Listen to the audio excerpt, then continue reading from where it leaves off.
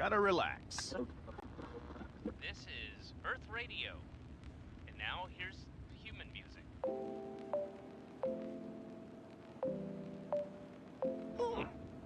Human music. I like it.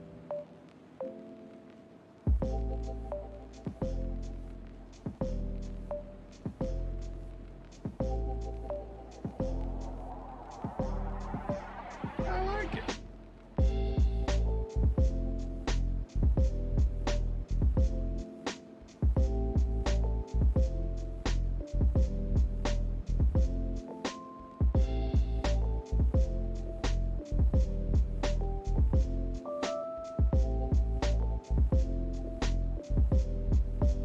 I like it.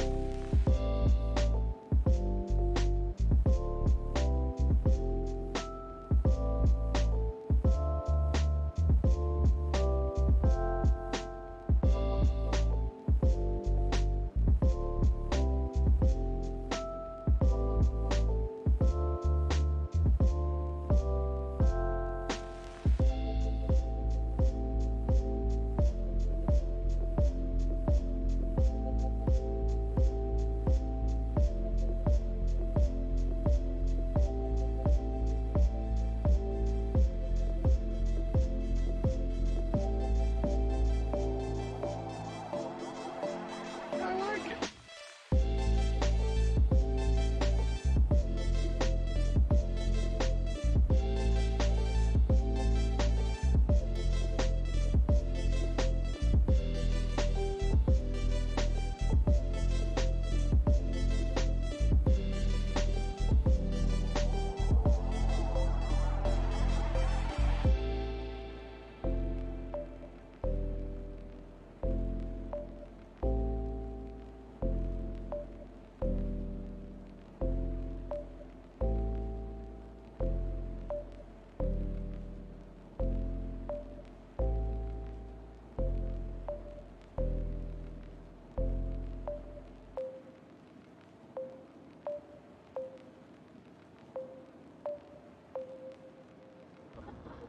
Gotta relax.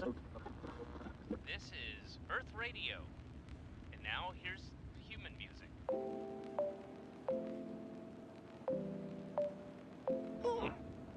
Human music. I like it.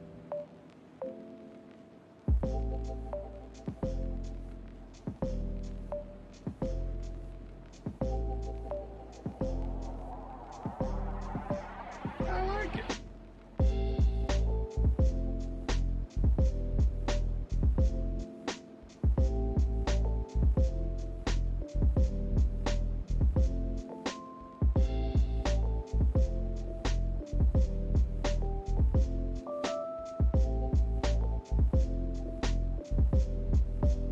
I like it.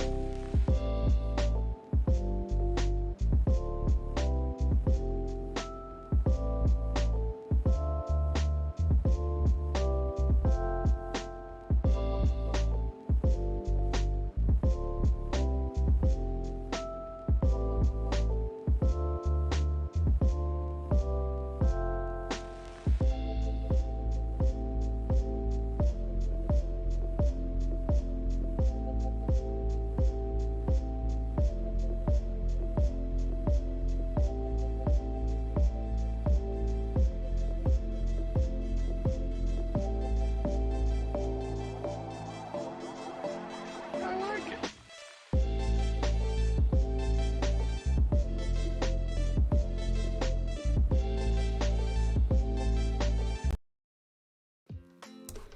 Hello, ladies and gentlefish. I see that we've started the stream already in the chat there.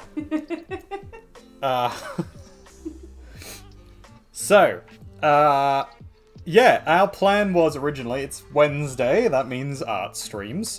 So our plan originally was to be doing some Christmas cards and some memes and some sassy things because Christmas is coming up, and I wanted to have some things done in time for all of you to be able to have for Christmas.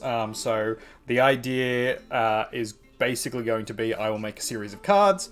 I will then put them up onto probably my Patreon, but we'll see how we go. And then you can donate any amount of money that you think it's worth, and then you will get the digital downloads that you can be able to download them yourself and print them off, take them to an office works, or print them, you know, at your home or work or whatever.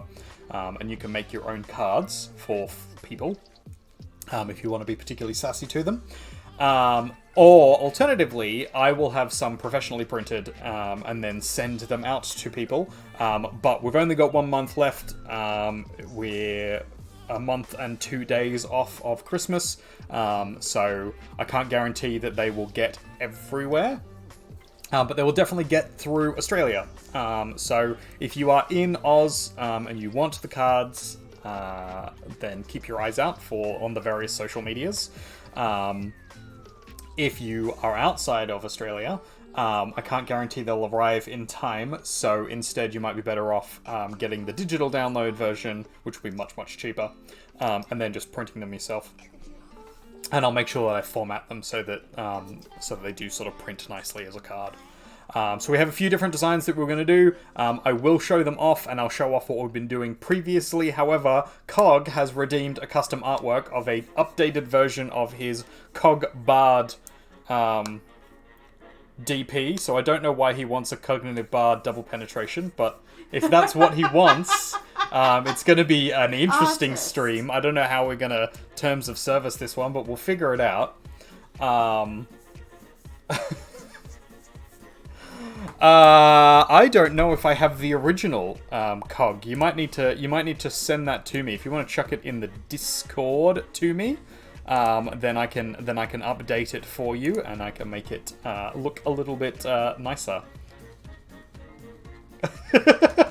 Well, you gotta be specific, man. Think of it like a genie. If you're not specific, then it could be twisted any which way.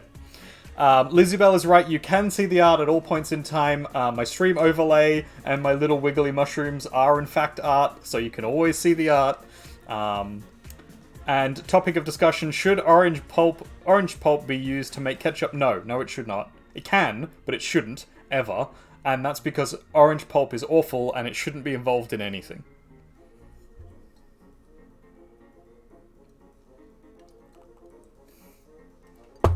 You could be twisted many which ways. Okay, so it's definitely not a family-friendly stream. 18 plus, guys. 18 plus. Did you label that anywhere? My whole stream is 18 plus. It's mature audiences only. Oh, very good. So we did some things. In an earlier stream, I did this lovely portrait of myself. Check me out. It's you. It's me. Very talented. Yeah. And since then, I have done an even better No. Lizzie Bell. It's equally as good. C'est moi. C'est toi. So those are done. They are going to be put into prints and artworks and various different things for men's and women's mental health. So the women's mental health is going to be our lovely queen here, our Lizzie Bell. And the men's mental health is going to be my lovely portrait here.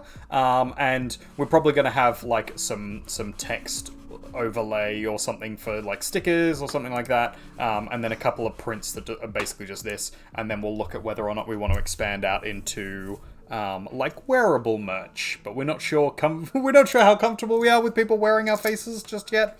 So we're gonna. I think it would be cute if both of our faces were on a thing. Yeah. So I don't know how we would do that. Especially because they're such different designs. If they were a little closer, we could do the half and half thing with the sword or something, which I might do as a separate piece. Our two swords. Like beanies. Yeah. But those are things, and basically how I'm going to set it up is all proceeds, no, not all proceeds, 50% of all proceeds will be going towards the mental health charity of choice based on which one you choose, whether you choose the Lizzie Bell or the New World Artist. So So these will be options, and basically half of anything that we make from it will go towards the charity, and then the other half will obviously go to me to sort of help keep the ball rolling for all the various things that I'm doing. Yes, we did do Menu Log Man in last stream, along with a bunch of other little artworks and interesting things for our 9-hour long charity stream for men's mental health, because it is Movember at the moment. So check out that when you have the chance. We managed to end up making, I think it was $30, $35-ish. So I bumped that up to around 100. So that's where we're at. I think Cog is now at 400. He said if he got to 500, he would be shaving off his mustache, as well as the sides of his head.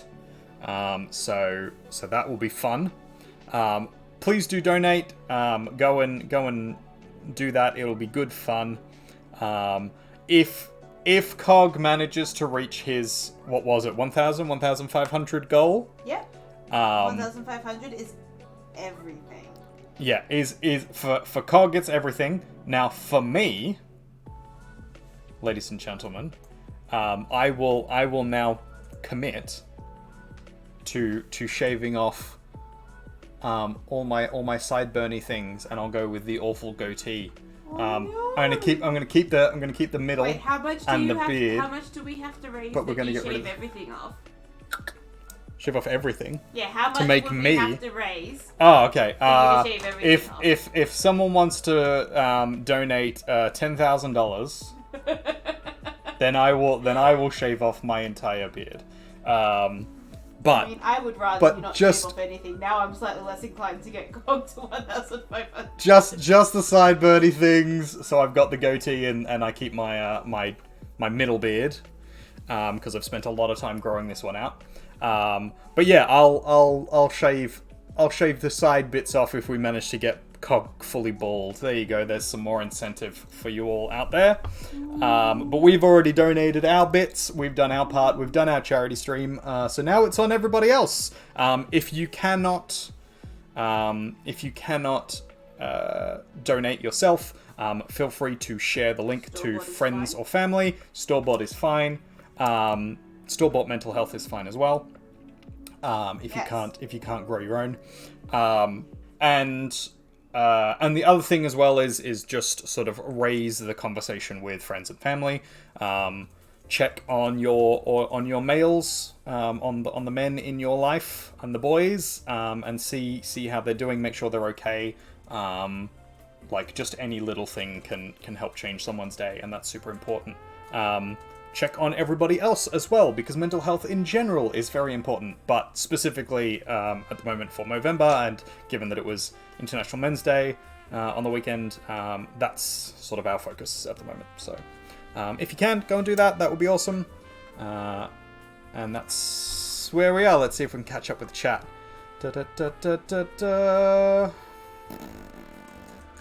Most people who get memes don't. They're famous and a piece of faces on teas, mugs, and sex toys. Yeah. Well, I'm going to do my best not to be virally memed. It's coming soon. Okay.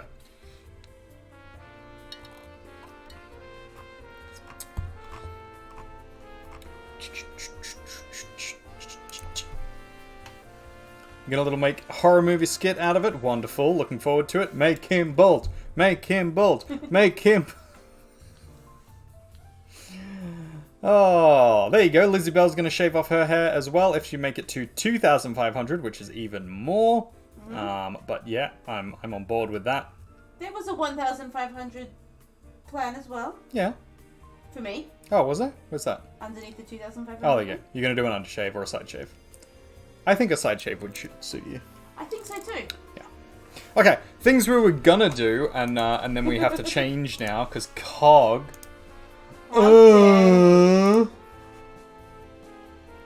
That's alright.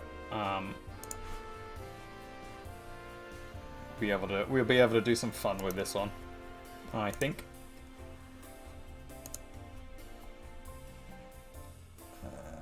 So this is a cog. Avatar. C0gnitivebard. We are doing our stream readery thing, so if you want to come and join us for that, come in whenever you can.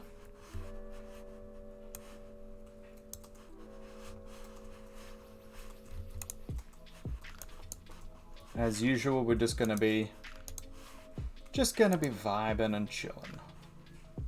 I've got way too many things open at the moment.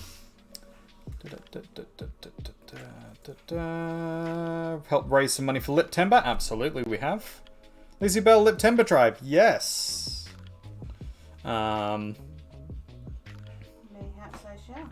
All it takes is one exceptionally generous tradie on an acid trip and then bang. Yes. Well, that's it. I'm sort of trying to mildly encourage people to donate without making it too reachable, because I don't want to instantly do it, because my intention was never to have to shave off my beard, because I don't actually want to do it. But if it encourages someone else to do something stupid like dropping what would it need to be? $1,100. If someone wants to drop $1,100 on this, then I'm happy to commit to that as a thing. All right. So what we were gonna do today, and then we'll jump into what Cog's now making us do. So we're gonna make sassy Christmas cards. Merry happy time of year. Because of course. This is a personal favourite quote. Yeah, this one's a good one. There's a good story behind it, but we'll get back to that later. We might tell it. We might tell it. Then we're going to do a Festivus raccoon with a lovely dumpster gift, because why not? Make Naralina proud. Then we're going to do the true reason for the season. A whole bunch of Christian paraphernalia with dollar bills and some credit cards and some money, because, you know, Sass. And then the last one, which is the true reason for the season, the actual reason for the season, and that is a pagan feast. So we're going to do a nice, lovely picture of a pagan feast with a sort of sassy comment down the bottom. And then I was trying to come up with a few more. I've got a couple of other ideas of some fun things that we could do. So depending on how long the stream ends up going for, we may do a couple of these, probably. We were going to do as many as we can, but now we've got some other things we need to do. So where are we? Let's make one this big. And then we're going to chuck the cog in there. There we go.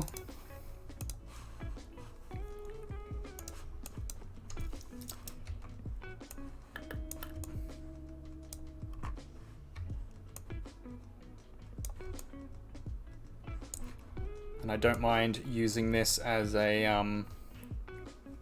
line art for myself, because this is actually my artwork. So I'm just going to draw over the top of it.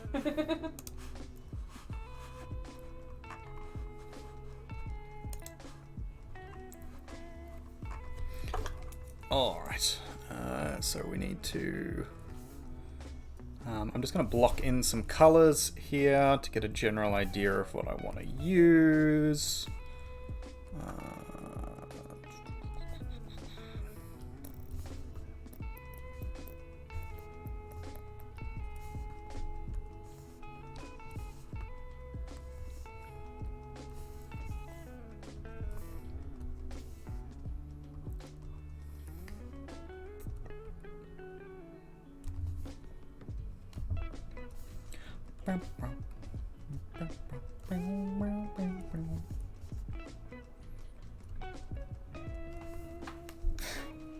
There is my merch store, ladies and gentlemen. Go and check it out. Just in time for Christmas. in a couple of days, in the lead up to the Christmas period, I am going to be putting in a little discount code that some people will be able to use. So keep an eye out for that. But have a look at what you might want to purchase if a discount code becomes available. If I can't get a discount code to work, for whatever reason, then I will let you all know and apologize profusely because I said it would.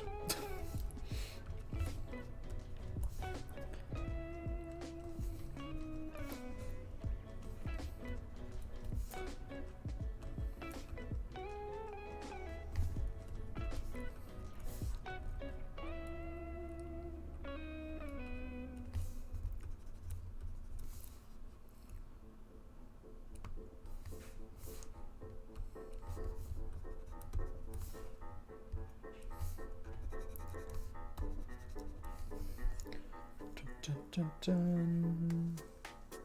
Horn stylized cog makes sense, of course.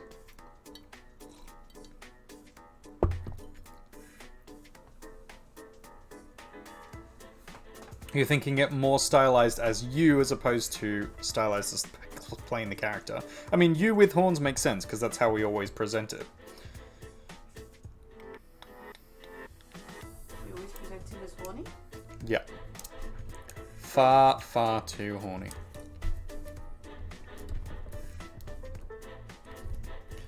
Boom, boom.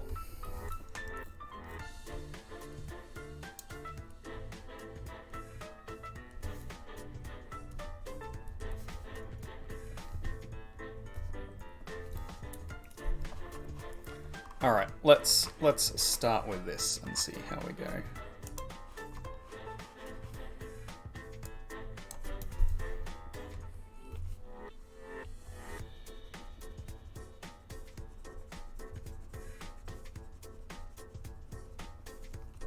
Hope everybody is having a good day / evening / whatever it is for you.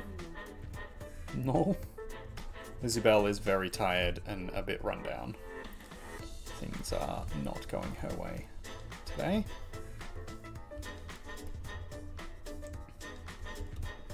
Which is a bit sad. I will be okay. She will. Just tired and need like a week of sleep. I don't know if we can get you a week of sleep, but we can definitely get you some sleep. Maybe I'll go to bed soon. That's not a bad idea. Way too early to go to bed soon. It is, but, you know, if you need to, then you need to. Do we need to supply with honey? We've got honey here. We've got quite a bit of honey here, actually.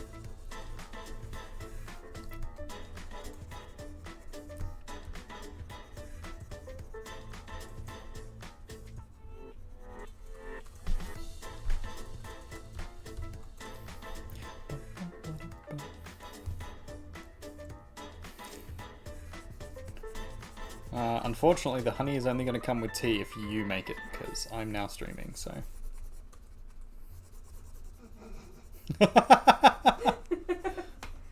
This is shocking. You shouldn't be that shocked about it.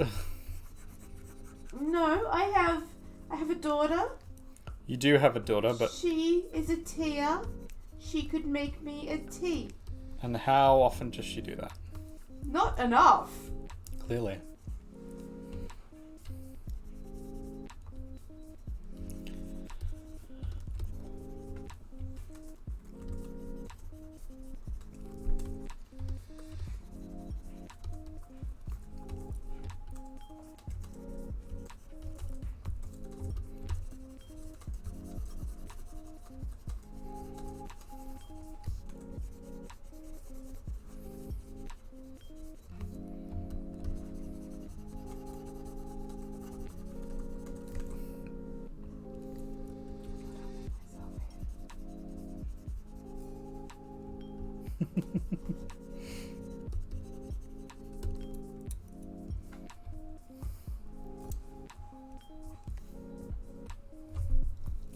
What on earth are we listening to?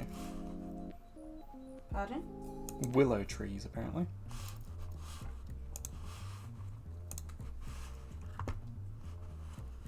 Thank you, Lizabelle, for putting in a unit there. Oh, I completely forgot about that, but I did, didn't I? You did. Much appreciated. Yeah.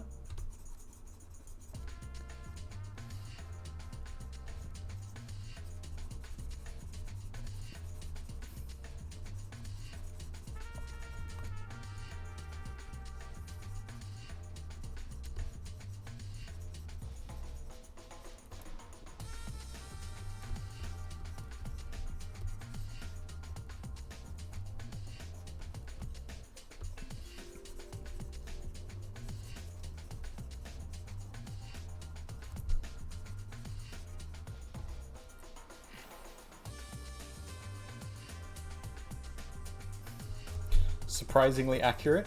What are you trying to say? Trying to say that I'm not a good artist?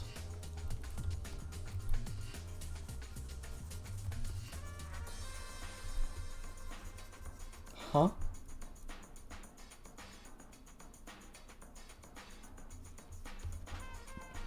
It is very you.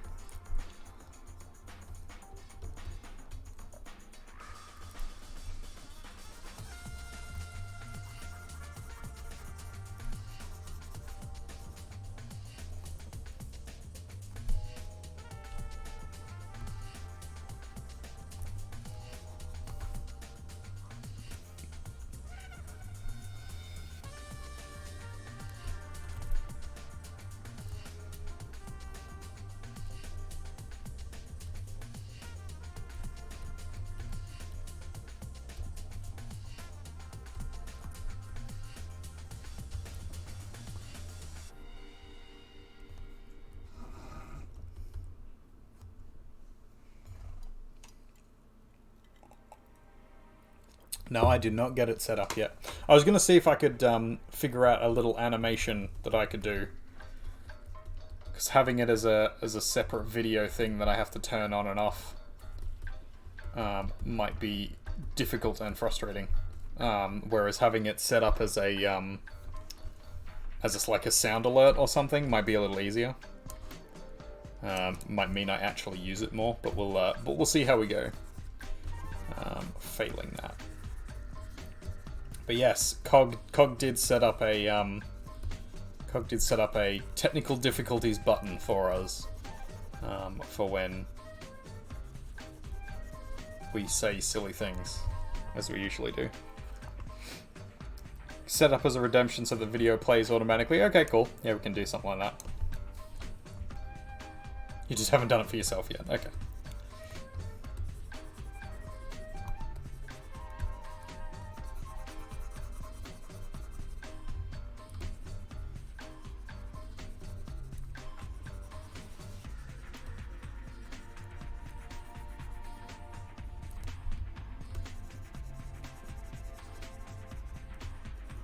Yeah, there's probably going to be a few things that I would set up like that if we can. I was just going to have it as a sound alert through the sound alerts widget, but if we can do a more streamlined thing, I might go with that.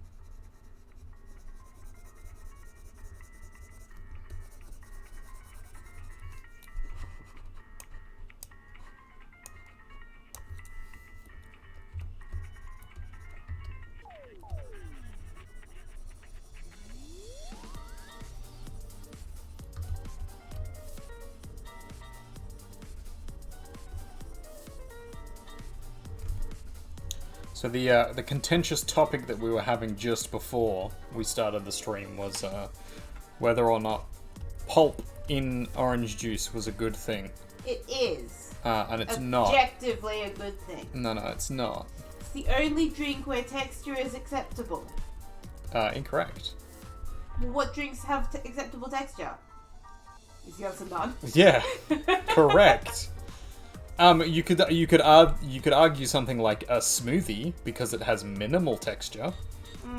Some smoothies have their own kind of texture. Oh, they sure do. But that's my point. Is like there are some for which the texture is good, but on the whole, texture in drinks is bad because the point of them is not to have texture. So, pulp is a poor choice because it's texture. It's the opposite of what you want. No, but it's like a smooth texture that you can drink. No. The thing with like It's not smooth, it's bitty. bubble tea, boberry things is that you have to chew them. No, it's bitty and gross. But you can just and drink an orange juice and it just gives your mouth... It does the soft drink bubbles thing. In that it gives your mouth a little bit of a No, it interesting touch. No. An interesting feel. But you don't have to chew it. You don't have to put any more effort into drinking the drink. No, because And it's not because slimy, what ends like- up happening... No, it is. It's not. But it gets worse because over time in your drink, it builds up at the bottom. So it's not like an equal amount of pulp in every mouth swallow. So you either end up with a whole bunch of it at the bottom or you end up with a build-up of it around the rims or in your straw or whatever. So it ends up being more pulpy over time and more bitty and gross. That's fine. And if you drink it later as well, if you don't drink it all in one go, then it gets more bitty and worse. No, it does not. Yeah, it does. The pulp doesn't expand. No, but as you go through drinking it, more pulp stays in the bottom of it, and as it warms up, it gets gross. Why would you be drinking warm orange juice? Because sometimes you get back to it later. You don't drink it all at the same time. You're clearly wrong and misinformed about how to drink orange juice. Clearly, you're misinformed and wrong about how you want to drink orange juice. Having pulp? What's wrong with you, heathen? I am, thanks, but that's not why. Pretty sure it's the gayness. Is there a correlation between how gay you are and how much you like pulp? Because just pointing out that the straightest two people in our group don't like pulp. I'm counting you in that because you're pretty straight. How dare You're you? not completely That's straight, fair. but you're pretty straight. That's fair enough. Whereas, I am not. Fair. Can't argue with that. I wonder if there's a correlation. I want there to be a correlation now. I have to ask everyone I know. Both about their orange juice preferences and their sexuality. In turn. One after the other. Yeah. How long do you take to drink your orange juice? No, because... So, what happens is you start No, I'm drinking just your... gonna ask them if they like pulp. No, Or this orange is Coke. Oh, okay. I missed that. So you start drinking your orange juice, and then you might be off doing something else, or... No, you pour a glass, you drink a glass. You want it cold. Why would you let it warm up? So you do want it cold, but you don't always get back to it when it's well, cold. that's a you problem. Because you might be out doing something, you might be busy, like, making art, or talking, or whatever the case is. Or you're drunk, and you don't get back to it until later.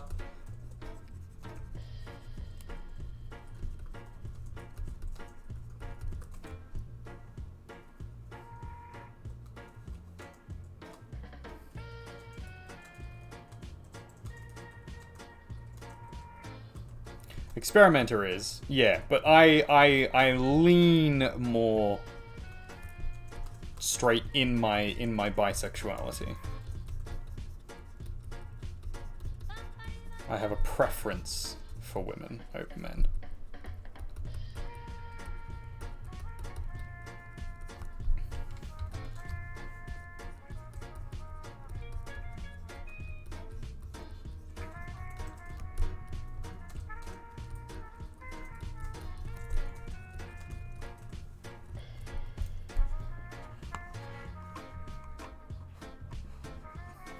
Is this where you saw your stream going? No, this is You not were where I saw my planning stream for it. going when I started planning a Christmas-themed stream. The correlation between orange juice and sexuality and whether you like men or women Uh-huh. and Cog's face. Hoo, hoo, hoo. Wink, wonk. Exactly.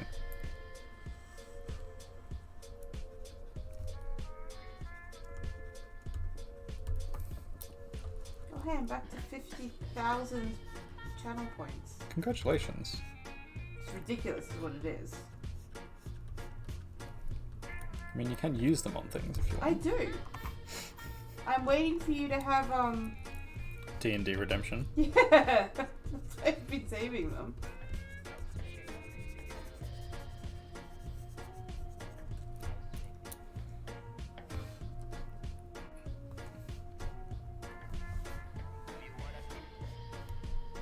I was going to respond to Cog's Stay Moist, but I can't think of anything family friendly enough. Can't think of anything terms of servicey.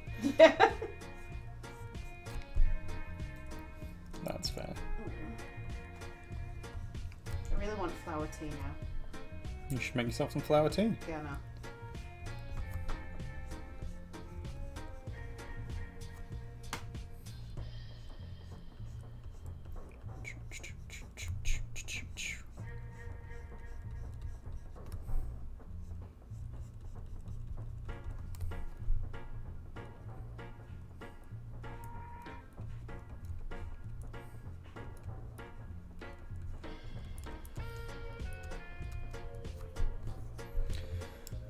Da, da, da, da.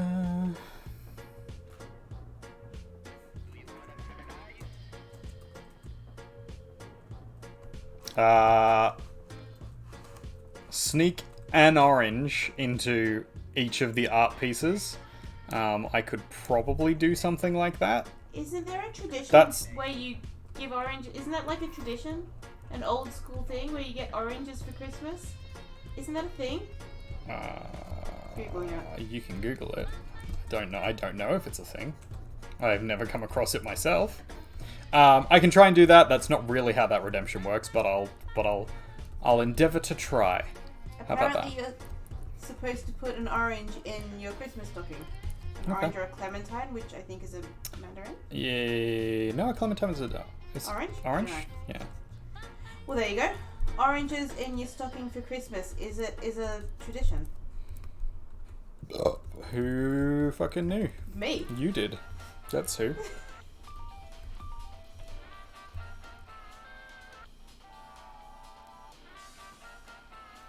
An orange juice with pulp? No, you said orange, as in the fruit. So I'm sneaking an orange. I can put an orange in each one. Don't pour orange juice into your stocking. It's a waste of orange juice. Especially if it's It's a orange waste juice of a with pulp. stocking. I mean, you can wash a stocking. No, it's got pulp in it. It's forever ruined.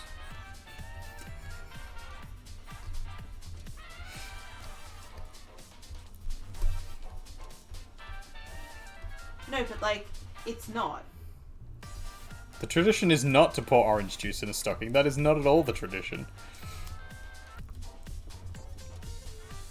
Why would you lie to us, Cog? Why would you try so terribly to lie to us?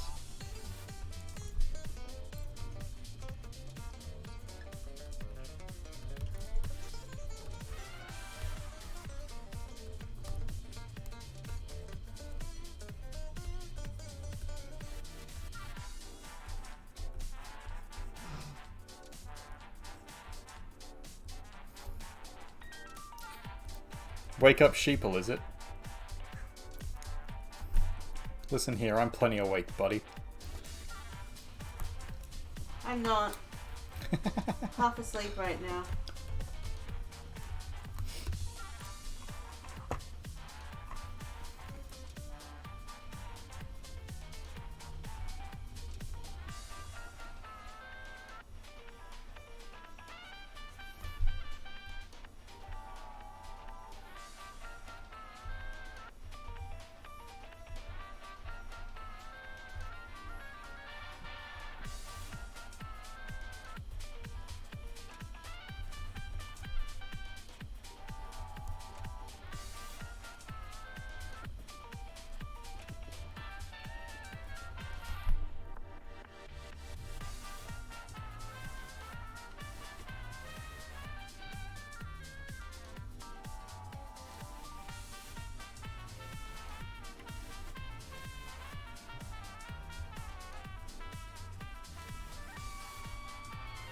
So I've been playing the new Pokemon game. It's been pretty good. I'm enjoying that it's less linear in its gameplay than some of its predecessors, which is nice. A little bit more freedom, get to go wherever you like, do what you like, as long as you can sort of battle your way through the area. And the focus, it pulls the focus away from like a single thing to do, because there's multiple different like winning objectives now, rather than just the gym system. There's also other things that you can do and finish off in the game, which is good fun. So I've decided to do all of them because, of course.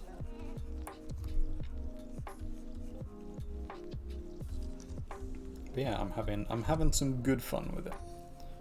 It is horrifically buggy.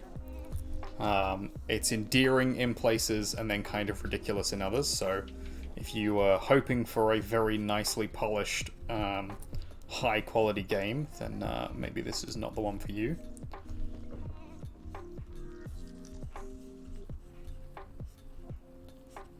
But as with all Pokemon games and all Nintendo games, it'll probably never go on sale, so you're just gonna have to pay what you pay for it, unfortunately. And be happy.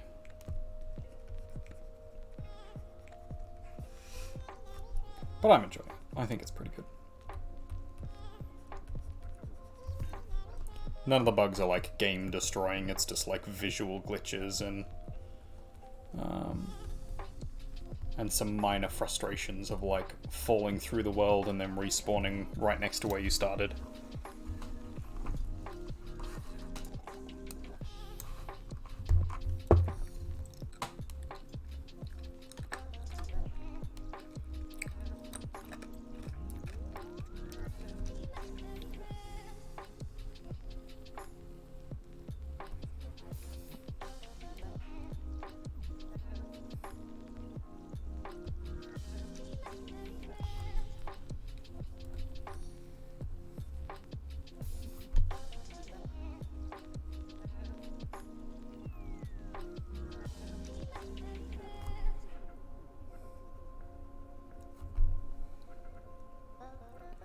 This is going to be a difficult one to do with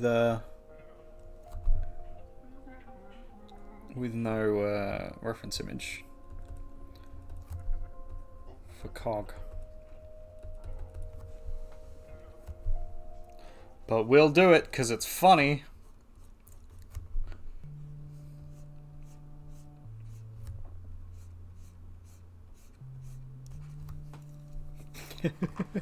Yeah, but it's funnier if I don't.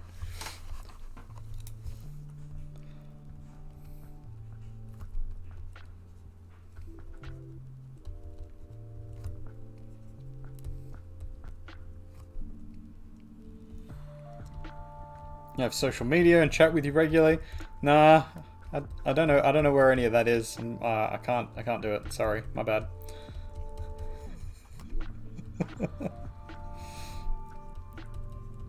I'll just have to guess from my memory.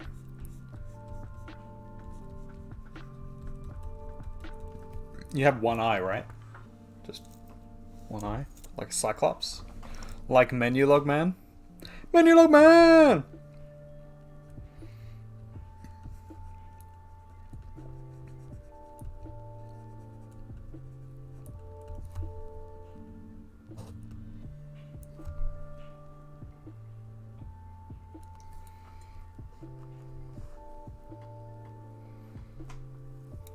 It's definitely something you should make.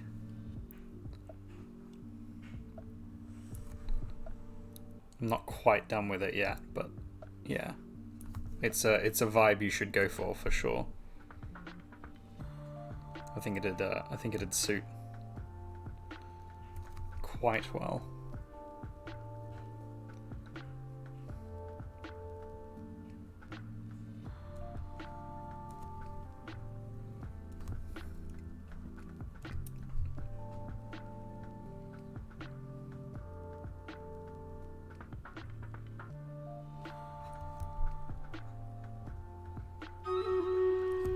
Hey, the battle is about to begin.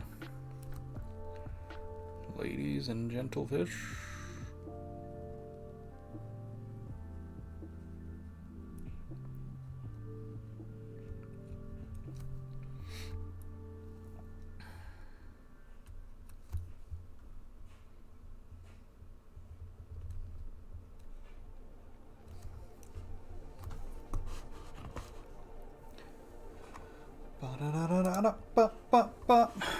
Wet page. Alright, let's start the battle. We've got Wings of Fire joining us.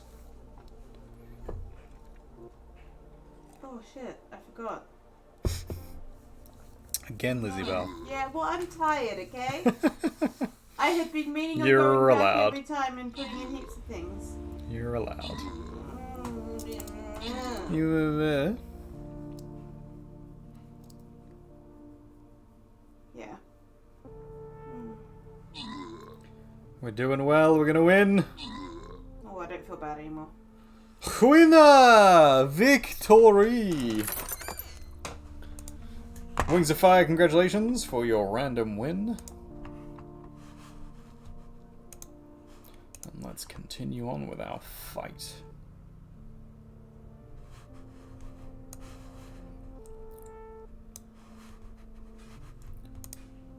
Stick ourselves at the top here. Go for your lives. Is that a threat? Philaboots! On my life? Philaboots! No, it wasn't a threat in your life. A threat? Fret? You're a threat. Thank you. You're welcome.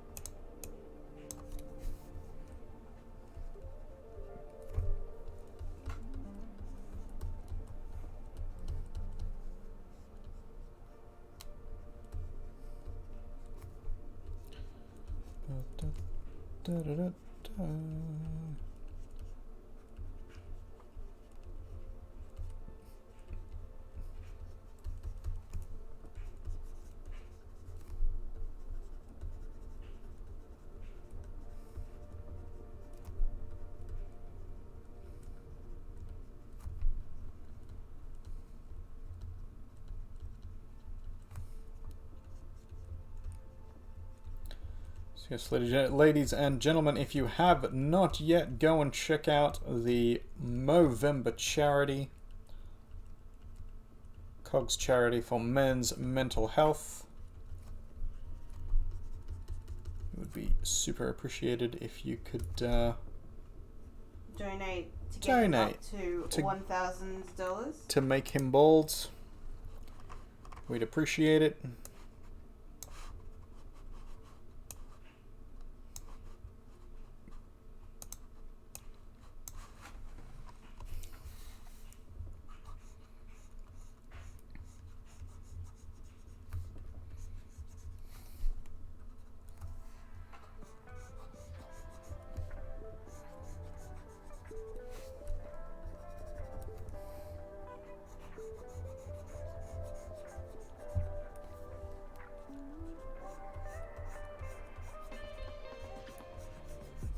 There was a Steam sale today, so I managed to pick up some games for very, very cheap. Anything good? I mean, I assumed they were good, but like, what did you get? So we're going to play some of them on the stream. Let me have a look. I don't remember off the top of my head.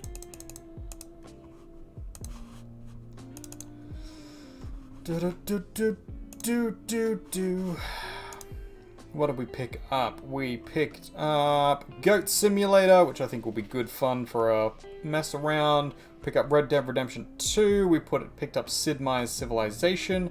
We picked up Spiritfarer. We picked up the Warhammer Dawn of War series and the Witcher series. So there's some good Some good options there for just some muckabout streams, I think, over Christmas and in the new year. Just some things we'll get to play around with a little bit.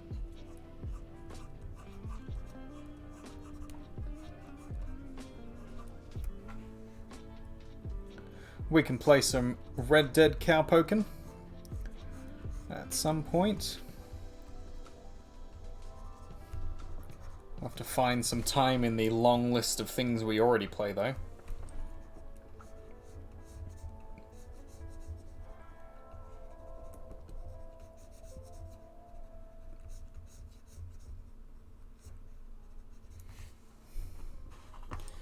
Yep, I got the full game, so I'll be able to play the story as well, which will be good.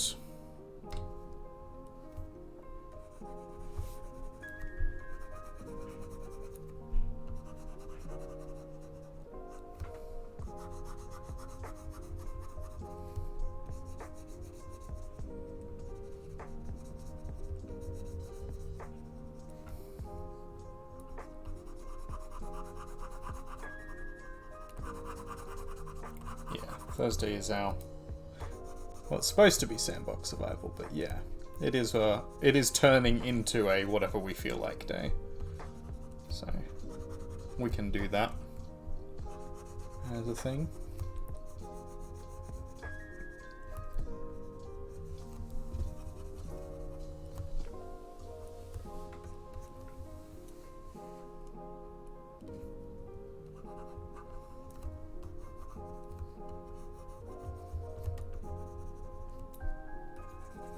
Did you miss Minecraft? Hey, we can play Minecraft more.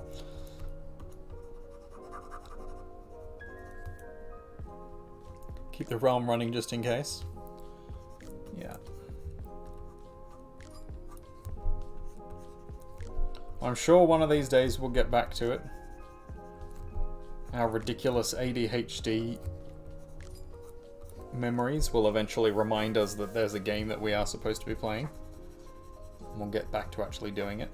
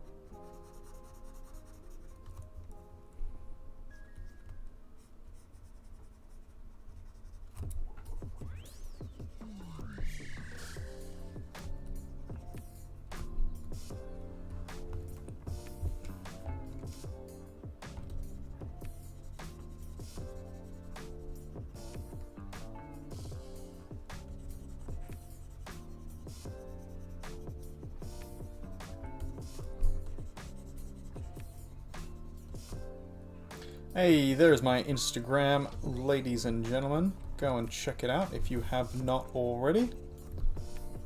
There is some awesome art on there. We've been putting up some studies, the portrait studies that we've been doing recently, which have been awesome. So go do and check it out if you can.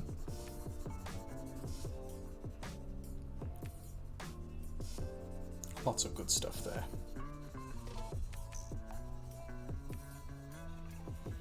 If you have not followed yet, do so, as we will have lots of interesting things coming up as the new year rolls in and we start doing a little bit more things, art things, and I have a bit more free time.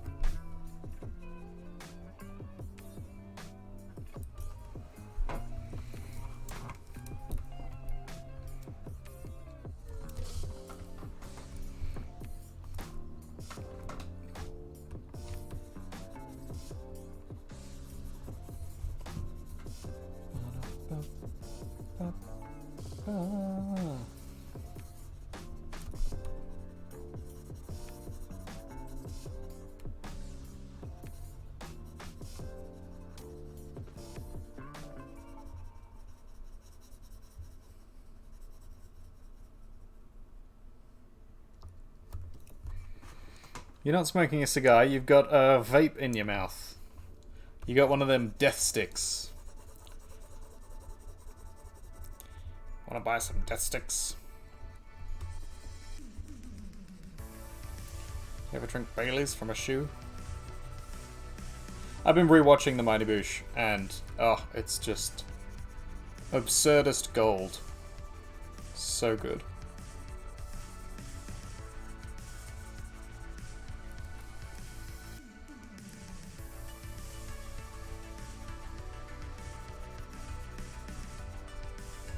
There's definitely some moments in there that I'm like, fucking what? But, yeah, good times. Reminds me of, old school artist days. Back when I was a wee artist. Making only urinary art. Ha! Get it? Boom, boom.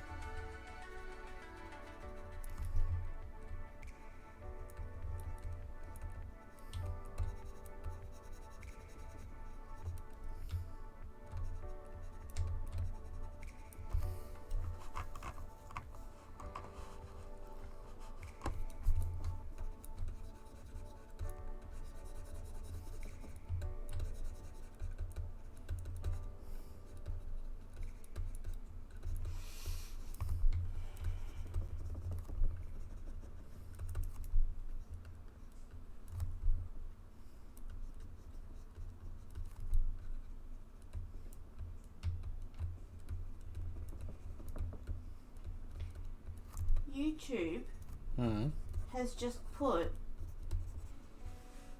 some guy preaching Christianity on my shorts. Like, I was just scrolling through my shorts, minding my own business, and then all of a sudden there's a guy spreading the word.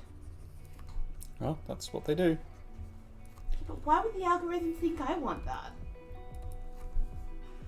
Is it because you interact with a lot of ex-evangelical stuff? Only a couple of things on YouTube. And Most of that's elsewhere. the same category as Christian? It really should. Sort of ironically. Because that's often how this shit works. Well, I've had enough trauma from the church. Thank you very much. I'm good. Making your beard blue, Cog. Good.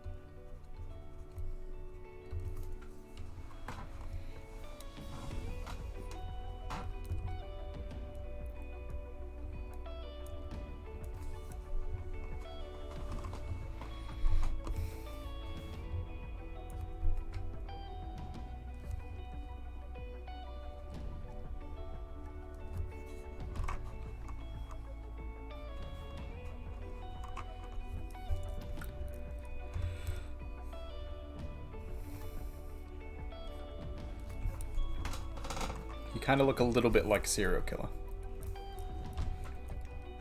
But we'll slowly fix that. Make you look a lot like a serial killer instead.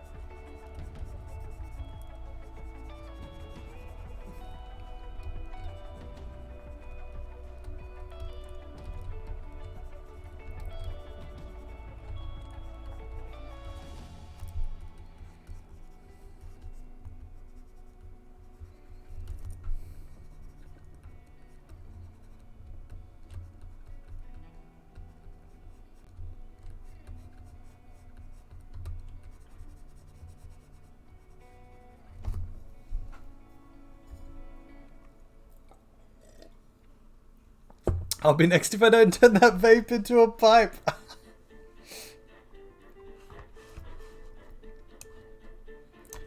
Alright, here we go.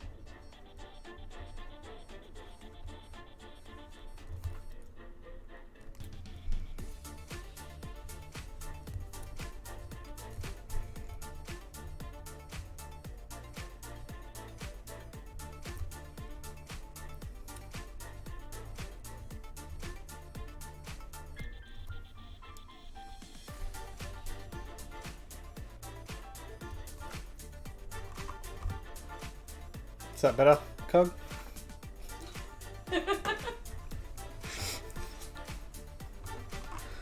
Even more of a douchey vape?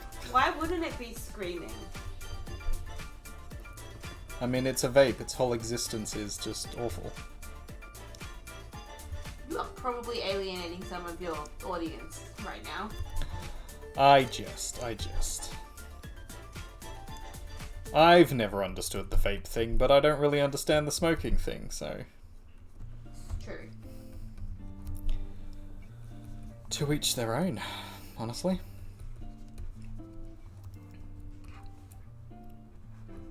I need a disclaimer on my channel. I regularly say it, so it's probably fine. And people who watch me regularly would probably already know this, but like, don't take anything I say seriously or to heart. Even the things that I do actually know shit about, like, it's... anything is up to interpretation, anything is, like, your choice whether or not you believe it. And you should absolutely be doing all your own research anyway. About, like, anything I fucking say, so... like, don't take any of this to heart, just... It's mostly jokes, and when it's not jokes, it's, like, my experience, which is, you know, possibly wrong at times, often wrong at times. I don't know how you want to interpret that.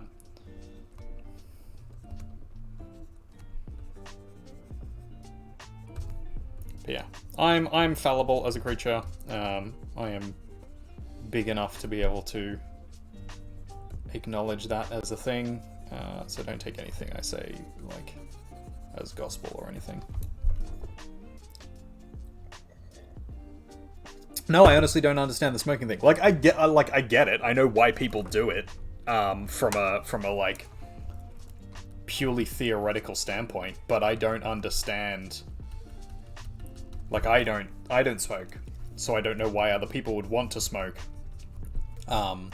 It doesn't seem like a good thing to me. And then like any of the benefits you can get from it, you can get much easier from other things that are potentially not as bad. Or are as bad, but like in different ways. And then also, like, there is a high addictability aspect of it. And for someone like me, who has an addictive personality, like, it's bad juju. So I avoid it like the plague. But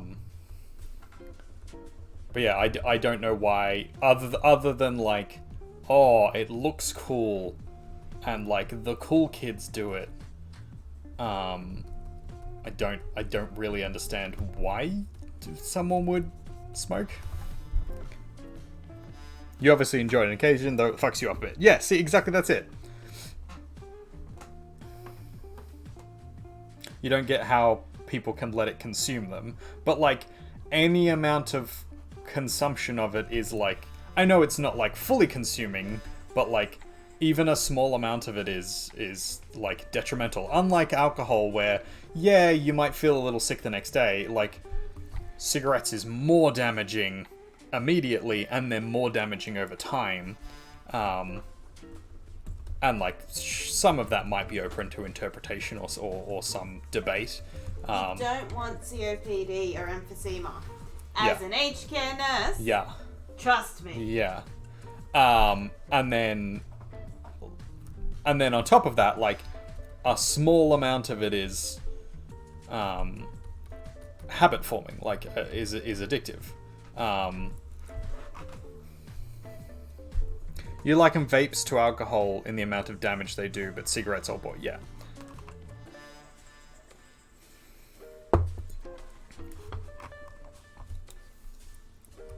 So my thing would be like, vapes are better than cigarettes, but not by like a massive margin, especially if they're just nicotine vapes. You're still having the nicotine addiction issue.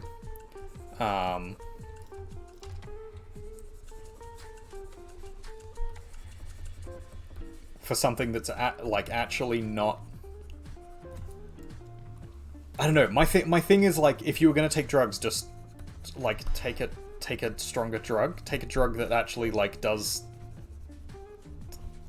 the thing you want it to do, not like half-assing it with nicotine and suffering some consequences for some things, but still not getting exactly what you wanted out of it. Because, like, the idea is that, like, you know, it's got a slight stimulant effect, and it's got a slight, like, relaxing effect, and it suppresses appetite. But you can get that with lots of other things that are significantly more effective.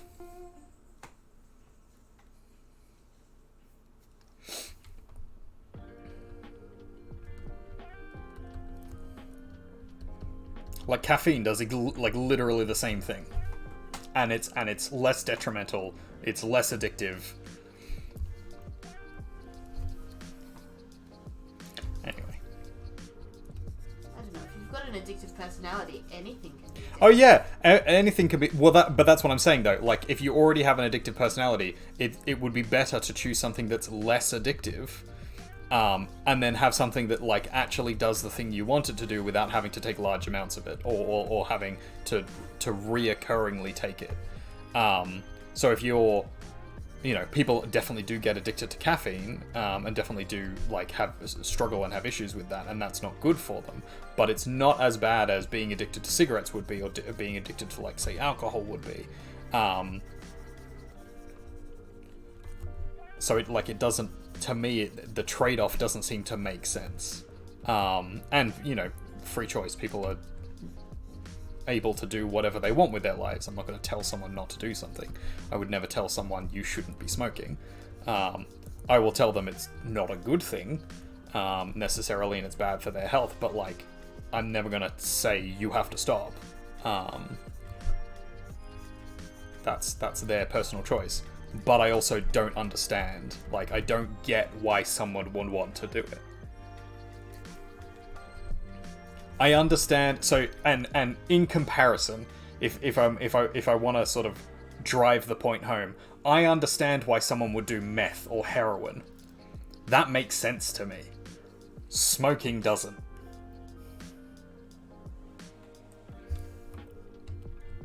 Like, heroin and meth, very addictive, very dangerous, very damaging to health. Out for a long period there. Did I tune back in to hear you say you understand why people would do heroin and meth, but not smoking? I'm sorry, what? Yes. Yes. Yes, you did. You heard correctly. What? And that's the thing. Like, it makes more sense to me in a logic sense, not in a, like, yes, and I would do it too, but, like, from a logical standpoint, it makes more sense to me why someone would want to do hard drugs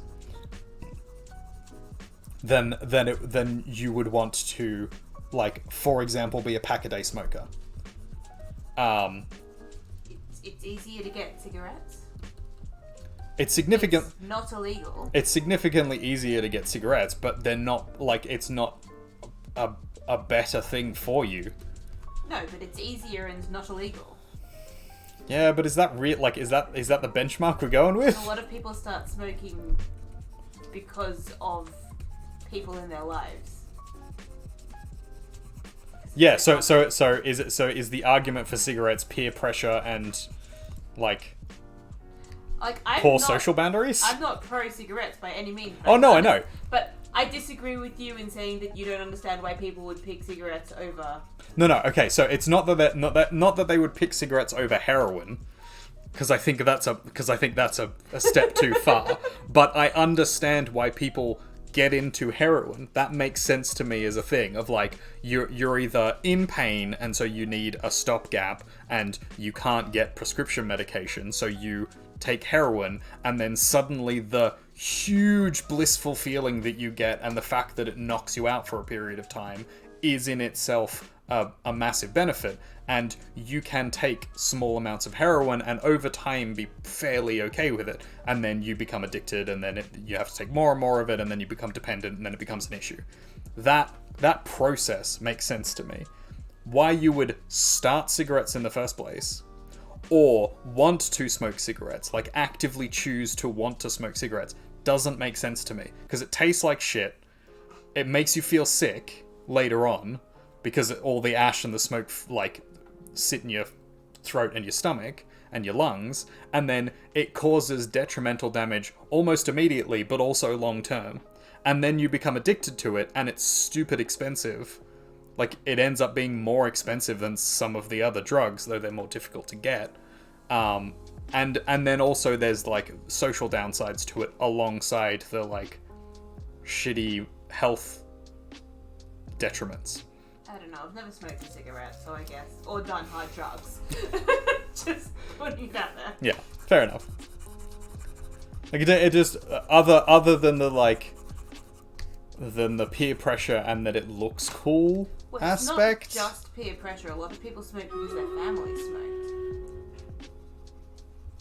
Like, they grew up with smokers, and so it was a natural thing to pick up. Yeah, okay. Like, it's not just peer pressure. Smoking is often intergenerational in families. Yeah, that makes sense. Your parents have always done it, so it just seems normal. It seemed normal. It was a thing to do.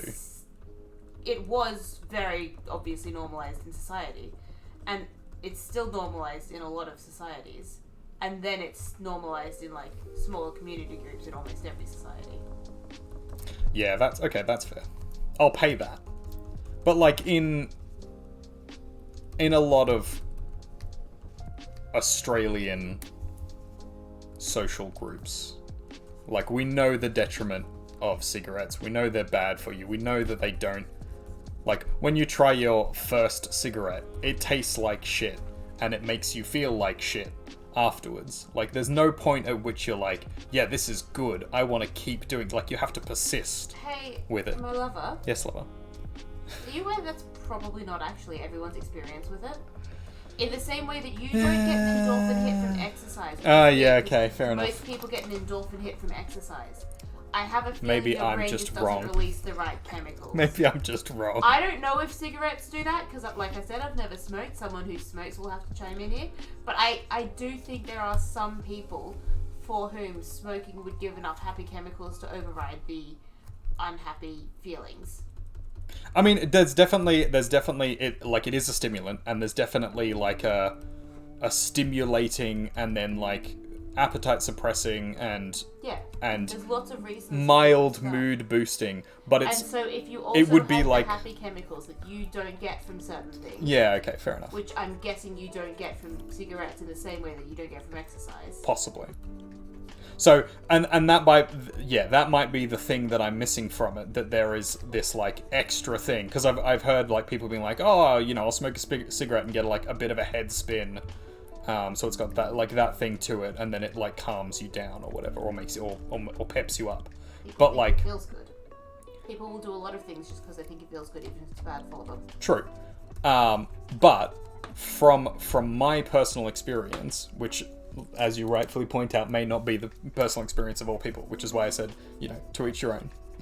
But that is, like, significantly lesser than, say, alcohol would be, which is equally available and legal and, you know, etc., etc. Yeah. Or marijuana, which is not legal but is... Both of those are depressants. Different kind of hit. Clearly depressants work for you because you really like alcohol. You like being mellowed out.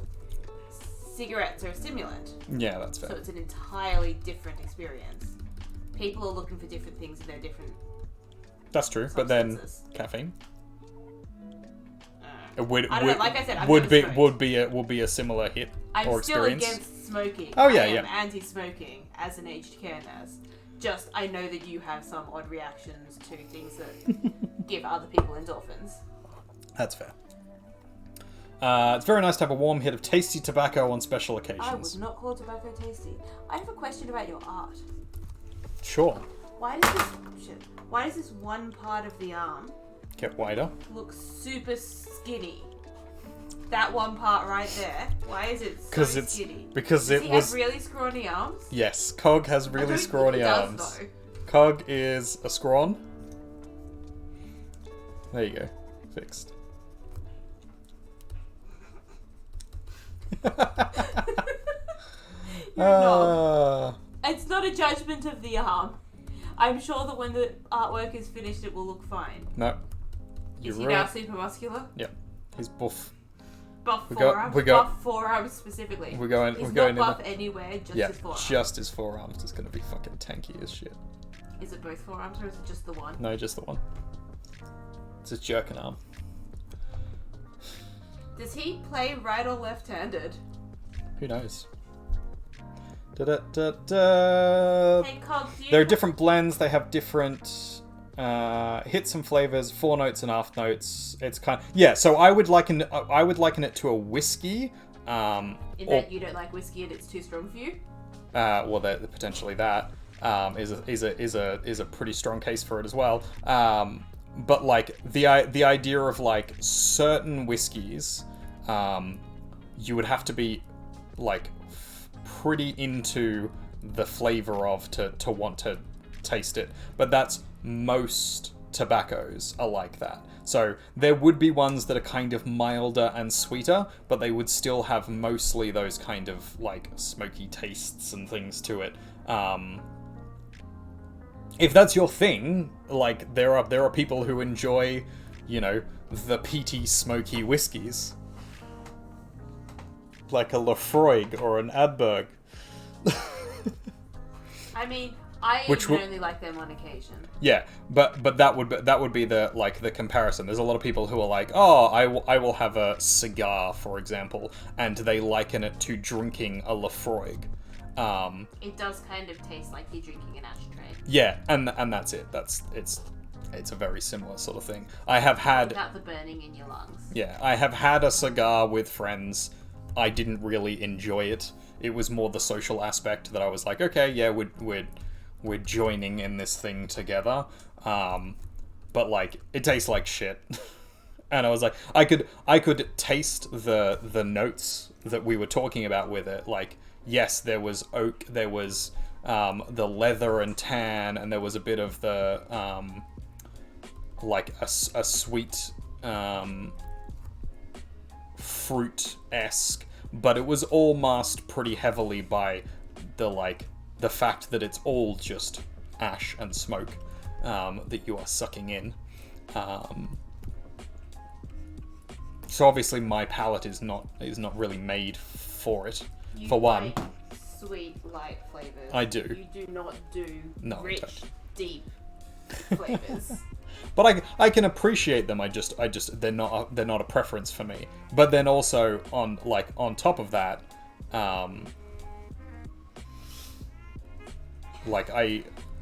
it's for everybody to choose for themselves. I guess is like I'm not fussed about it. But it is a lot in that range.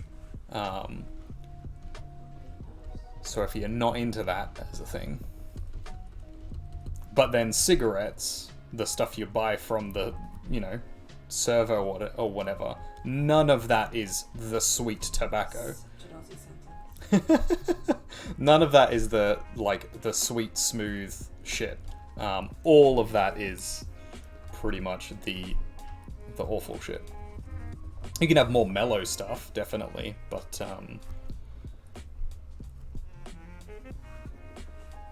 it's like ranges of the same overwhelming shit, essentially. But yeah, my thing is essentially just, and I guess like you rightfully point out that it's probably my preference to depressants over stimulants.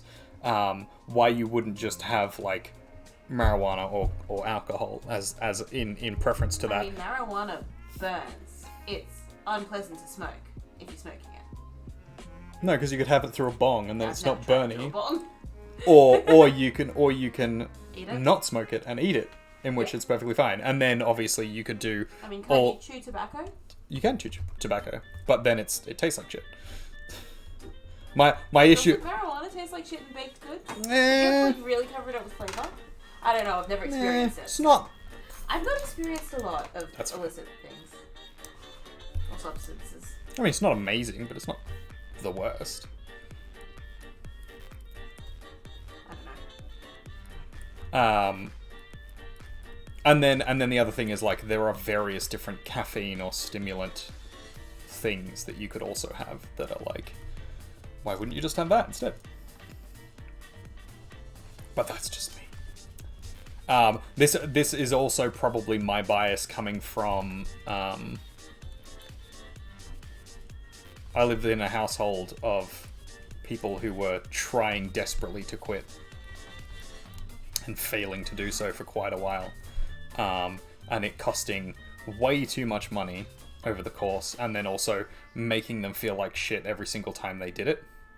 Because that's one of the big things is like, it's not having it that's the problem. It's not necessarily like there are issues to obviously smoking and actually smoking it, that it smells and it, blah blah and all that. But it's the when you don't have it and then you become a grumpy asshole for days, because you haven't had your cigarette yet.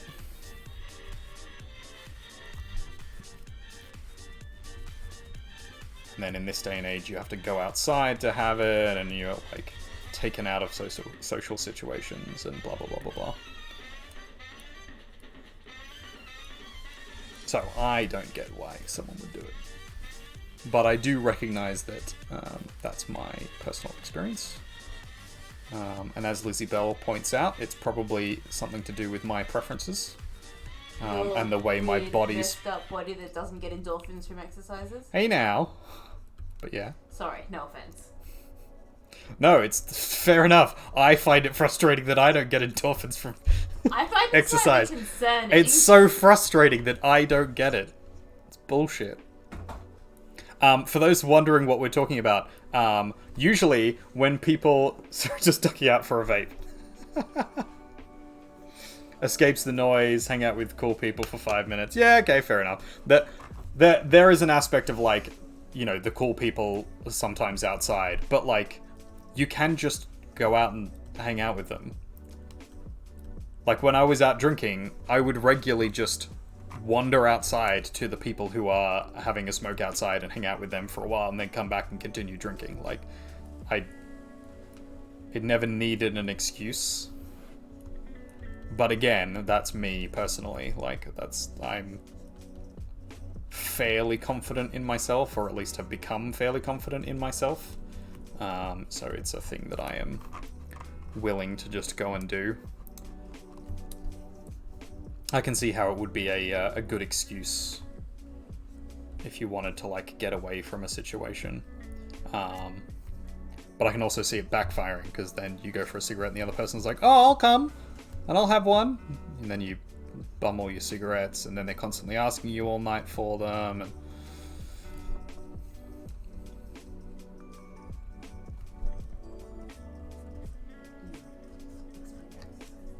oh, I was about to explain my exercise thing. Thank you, Lizabelle. Yeah, so most normal human beings, when they exercise, they get a rush of endorphins post.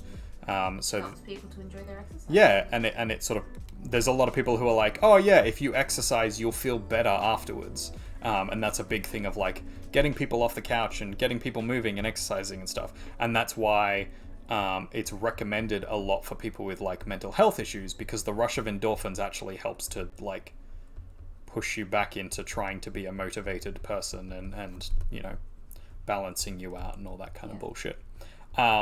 So I found out a while ago that that doesn't work for me, because I don't get a rush of endorphins when I exercise. I just end up feeling tired and a little sick. I can go for a run and I feel nice being in the outdoors. So, like, the sun is nice and, like, being in the fresh air is nice and all of that is good, but doing the exercise doesn't give me any benefit. Like, I don't feel better for having done it. I can exercise on a treadmill inside, or I can run outside, and there is literally no difference to the benefit I would get from it, with the exception that when I'm outside, I feel better because there's, like, air, fresh air, and, like, I sun. feel better exercising outside, but I also enjoy exercising inside, because I still get the endorphins. Yeah. I just like the outside more.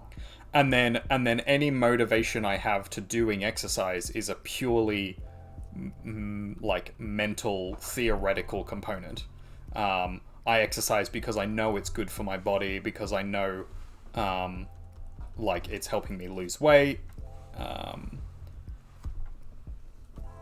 I know I should do it. And then there's also, like, a feeling of accomplishment that, like, yes, I've done something, and that makes me feel a little better about myself.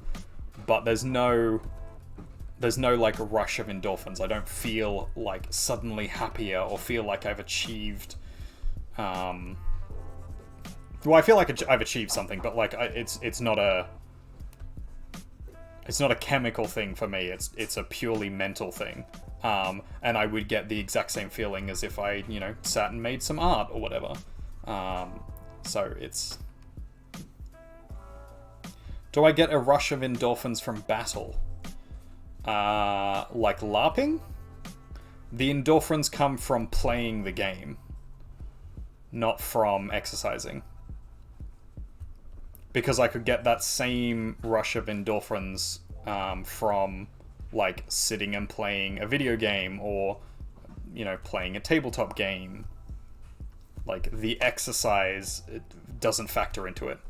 LARP, martial arts, yeah. So it's not the physical activity that's doing it. It's the feeling of accomplishment and the engagement with a social activity.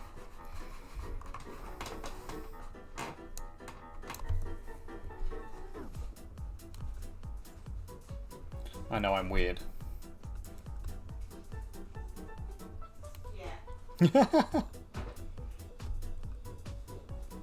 So I have noticed this, that like a lot of people just assume, and I for the longest time I didn't get why it was that they were like, oh, why do you not enjoy? So like my friends tried to make me go to the gym and tried to make me like go running with them and things like that. And obviously I would go with them, not all the time, but I would go with them, and then they'd be like, why are you not, like, why do you not enjoy it? Why are you not motivated to come along? Don't you feel better afterwards? And I was like, no, I feel tired and exhausted, and I like feel usually, because I would push myself too far, I would feel a little sick or whatever, and be like, yeah, none of this is doing it for me. I used to go for long runs and long walks when I was younger, and we still occasionally like go for hikes and things, and it just, like, it being out in nature is really nice. I really enjoy that. And I really enjoy like the accomplishment of having done something. So like going for a long hike or a long walk and like feeling like I've done something afterwards, that's good. But I don't feel anything just from having done the physical activity. Like the physical activity itself doesn't give me anything. And there are lots of people who are perpetually confused by that. One of our friends, David, doesn't get it. Like, he's just like, yeah, afterwards you feel better. And I'm like, no, I don't feel any better. I feel like shit. Thank you for buying my favorite honey. You're welcome. I specifically picked it. I appreciate it. So yeah, I'm a freak, apparently. A little bit. A little bit.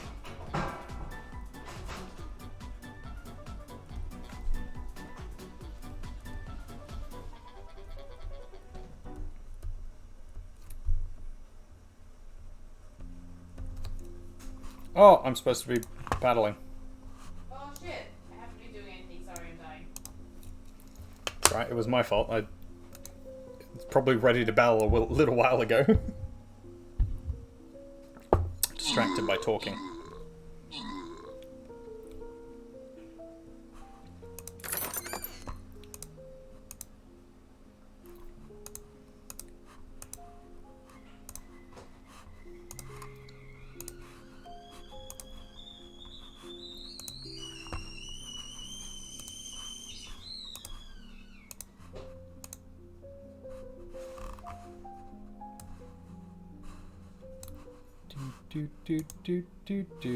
Yeah, I'm just trying to quickly go through it.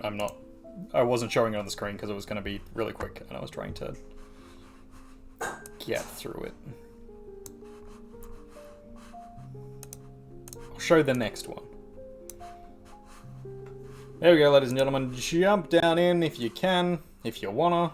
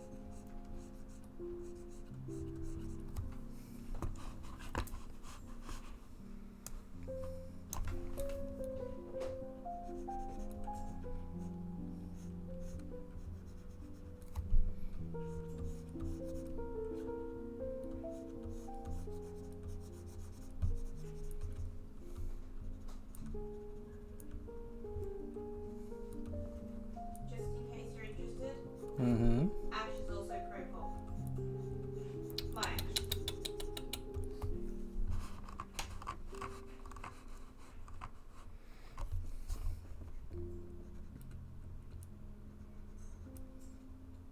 Such a shame.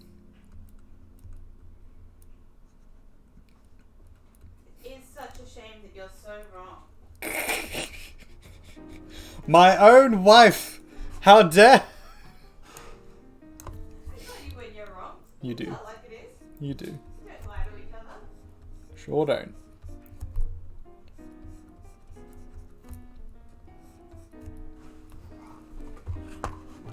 There is an easier way to do this. I probably should just do it.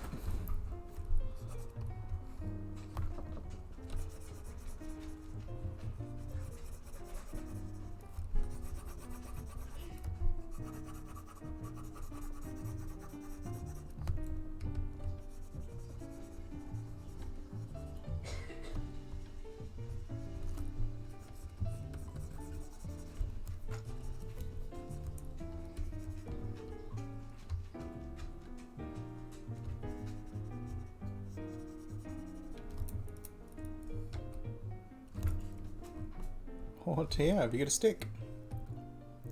Very clever.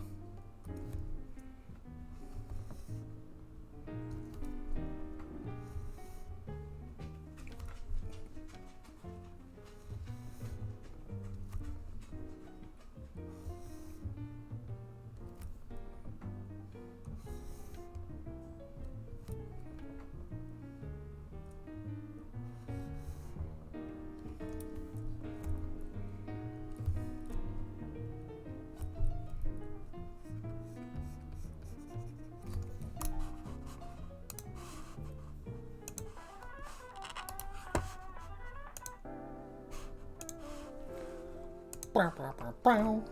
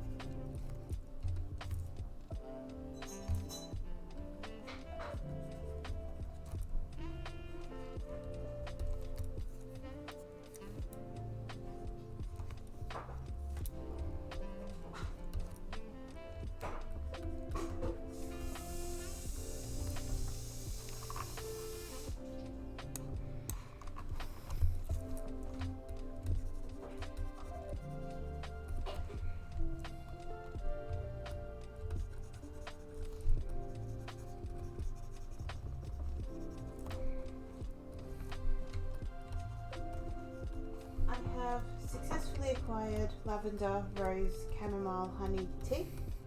Congratulations. I'm not Very going to impressed. bed. Oh, fair enough. Good night. Good night, my love. You sleep well.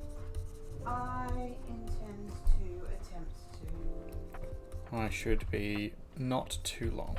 You stay up as long as you like, my love. I will. I love you. Oh, I love you. You're the best. Yeah.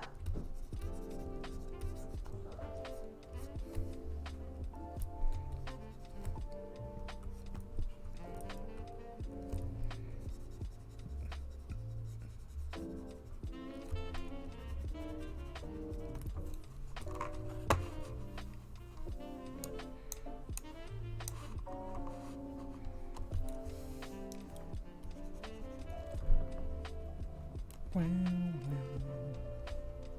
well, well.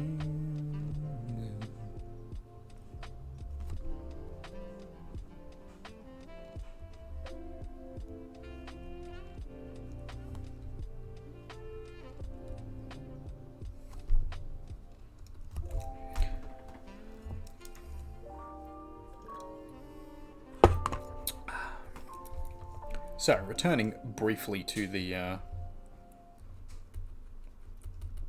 cigarette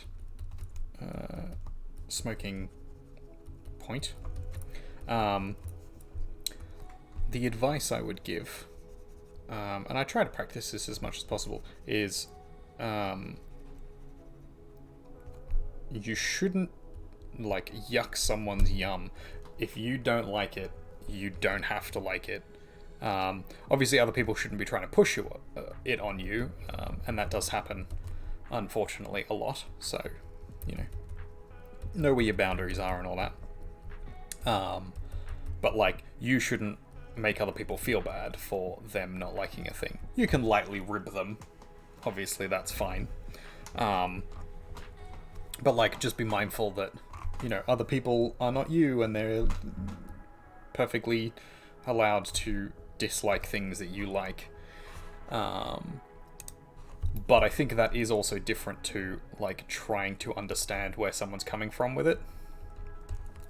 If you just do not understand why someone would like that thing in the first place, and asking or interrogating about that, I think that's a different thing. So that's where I'm coming from with it. But everybody's very welcome to like whatever it is they like. There are very few exceptions in my mind of things that would just like blanketly be not okay. I probably won't say what they are, because otherwise it might involve a button press. But yeah, generally speaking, your things are your things, and you're welcome to enjoy them as long as you're not pushing them on someone else. Same thing goes for religion. Same things goes for sexual things, kinks, sexualities, blah blah blah.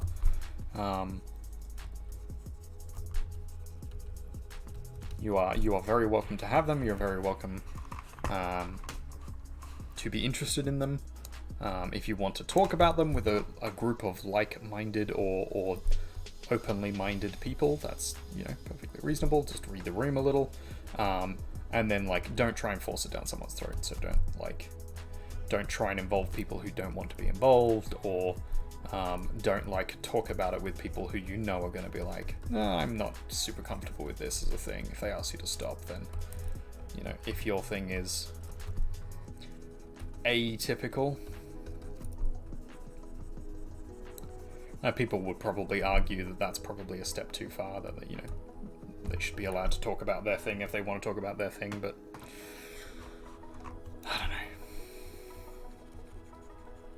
It seems easier to me to just not make waves about it. Just don't hang around those people in future. That's probably the actual solution to that problem.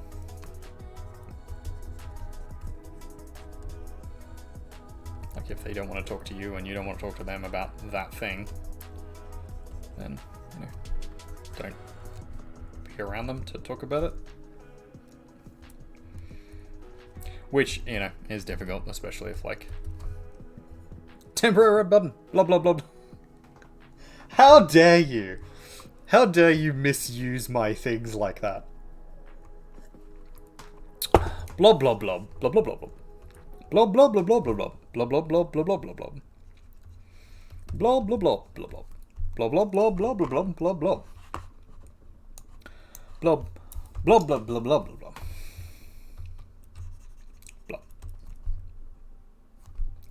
Blah blah blah blah blah blah blah.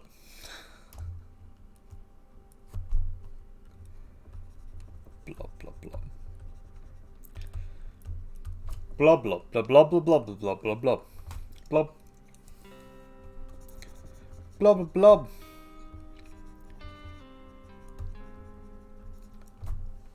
Blah blah blah blah blah blah blah.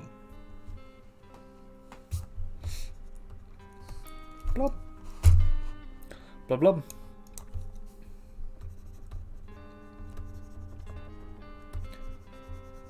Blah blah blah blah. Blah blah blah blah blah. Blah blah blah blah blah.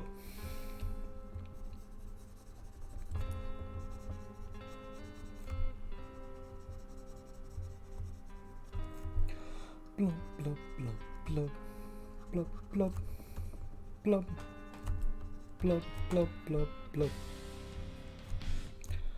Blah, blah, blah, blah, blah, blah, blah, blah. And that's 1 minute. How dare you, sir?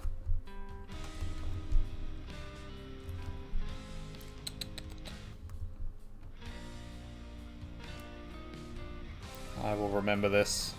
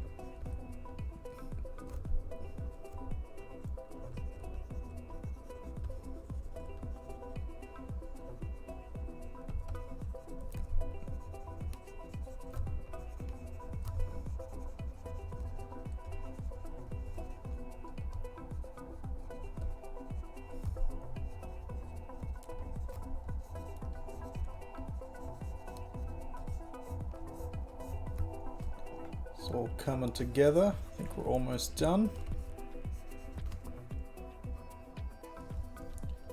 Just fixing up some last minute areas.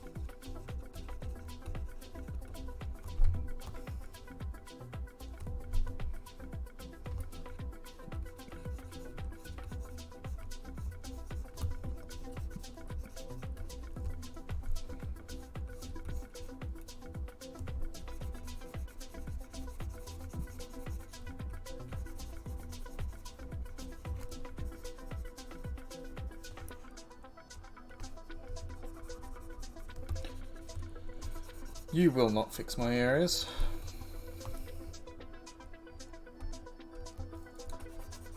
I'd considered getting my areas fixed at one point.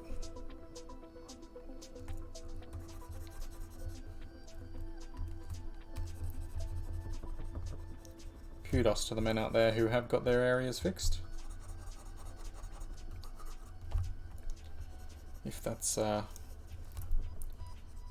you want to do with your life.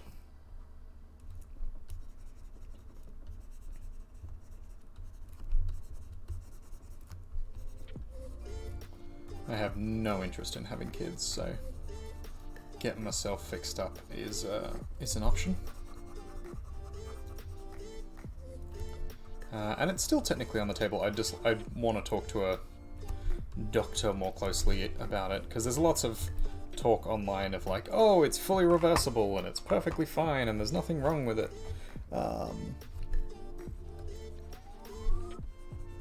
However, there are then the stories of like, oh, well, you know, X percentage, which is a fairly high percentage, have some amount of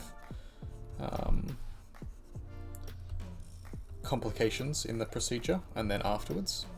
And then also that there's potential for hormonal issues afterwards. It's not super high, but it is in some cases, and we know that my body is not the most standard or typical already, as we have discussed in this stream itself.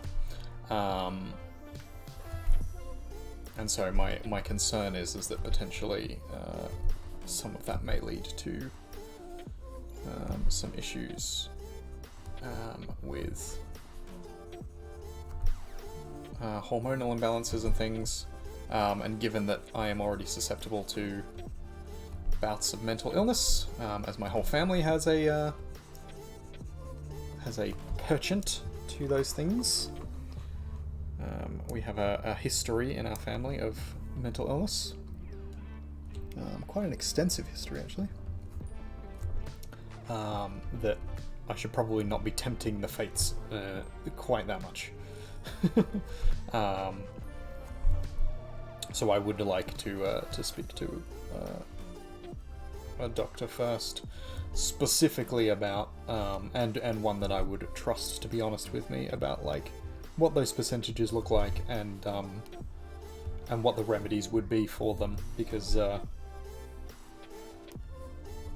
know, that could be quite some quite serious repercussions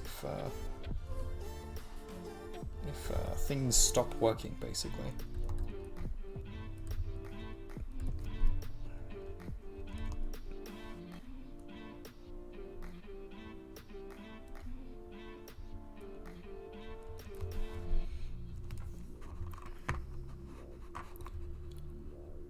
Alright, what do you think, buddy?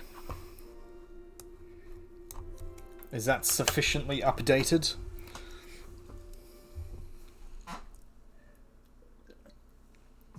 You look after me no matter how wacko I get? Yeah.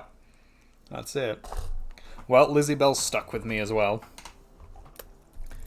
So, so I've definitely got Definitely organised myself some good support systems, which is important.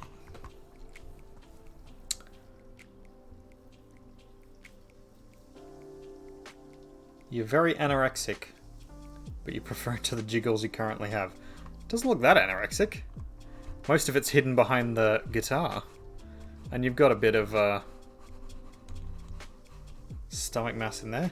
Look how strong those arms are. These are in a shirt, by the way, a puffy shirt, so... Actually, I should probably make the shirt down here as well, shouldn't I? That might finish the show of it a little. Stronk. Stronk like a bull.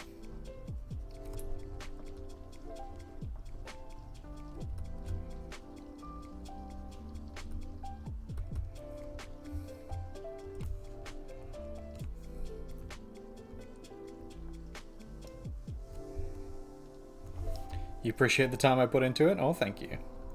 That sounds like you don't like it, though.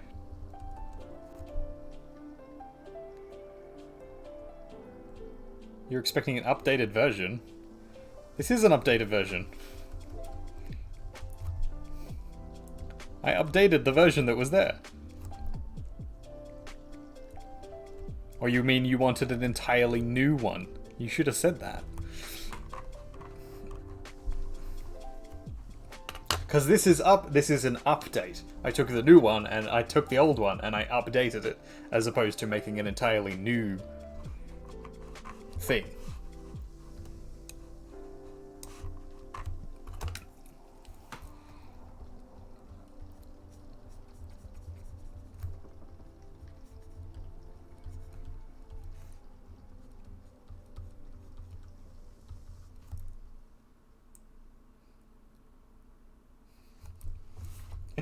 Stop putting words in your mouth.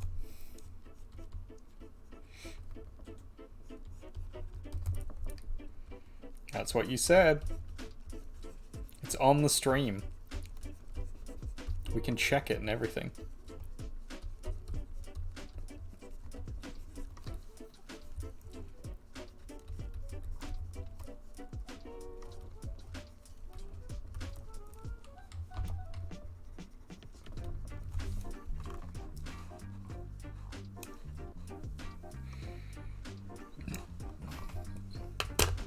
You look like a Beatles character. A little bit.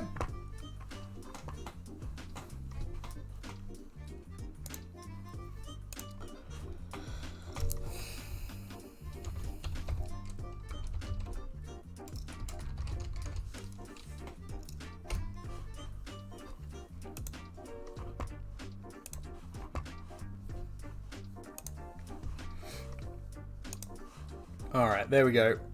Cognitive update.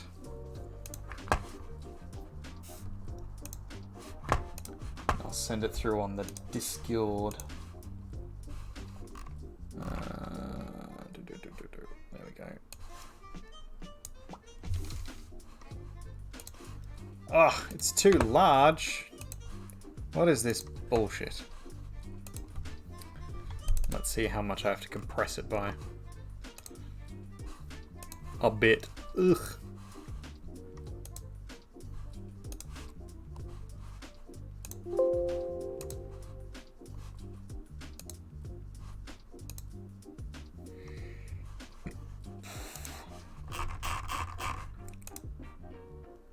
I need to get down to 8 megabytes.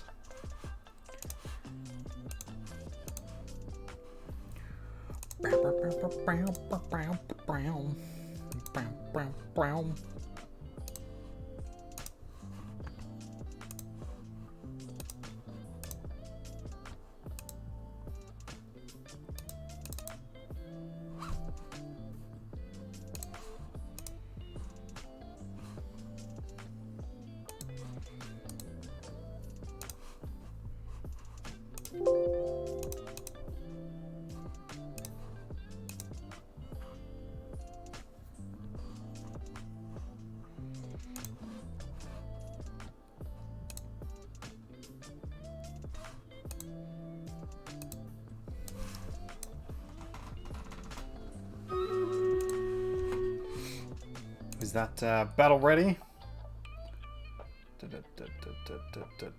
It is.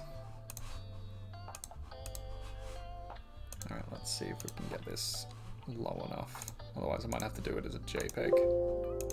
It's a JPEG.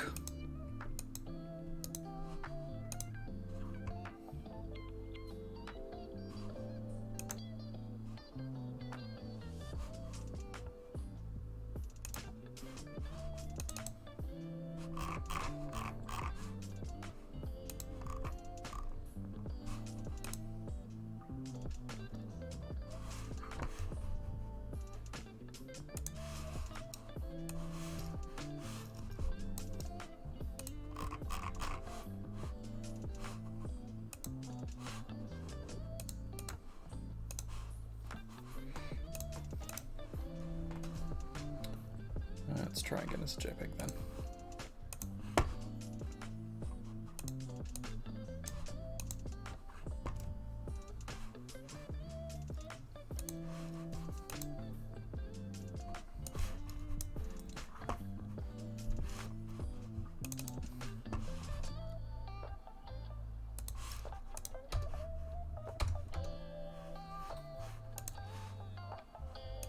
There we go.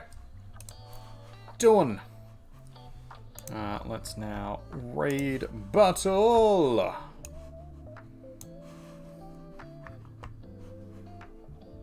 Can you use it? Yeah, go for it. That's what it's for. It's yours to use.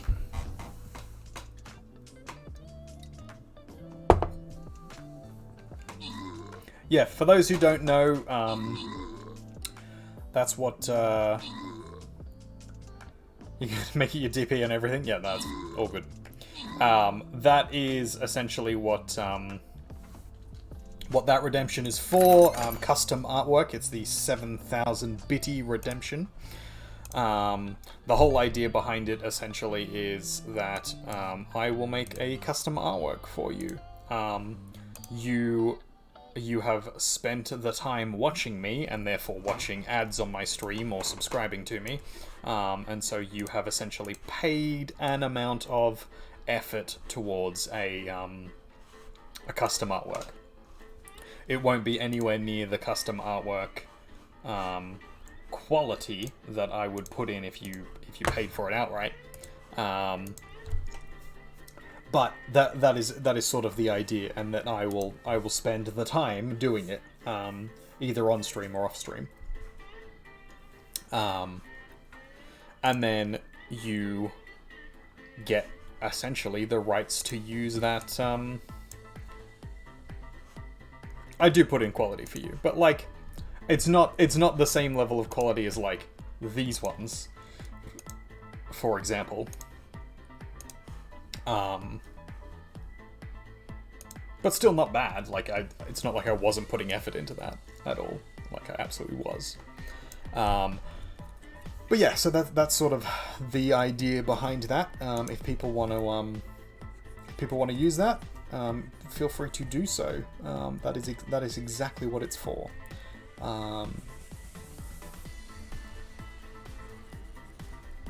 So yeah, I would be more than happy for people to use it if they want to.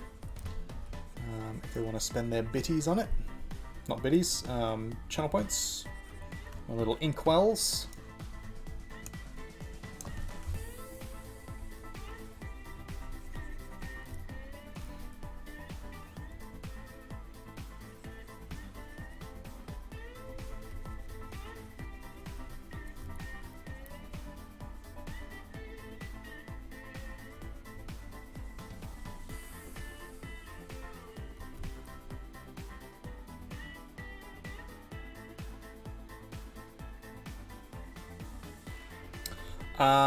So if you go into roles in like viewer management, there's a viewer management or roles management section on Twitch, and you can do it that way in your settings.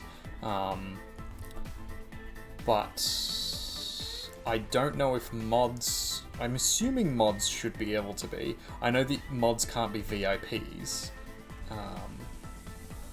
Is one of the like restrictions to users, like user names that you can add in.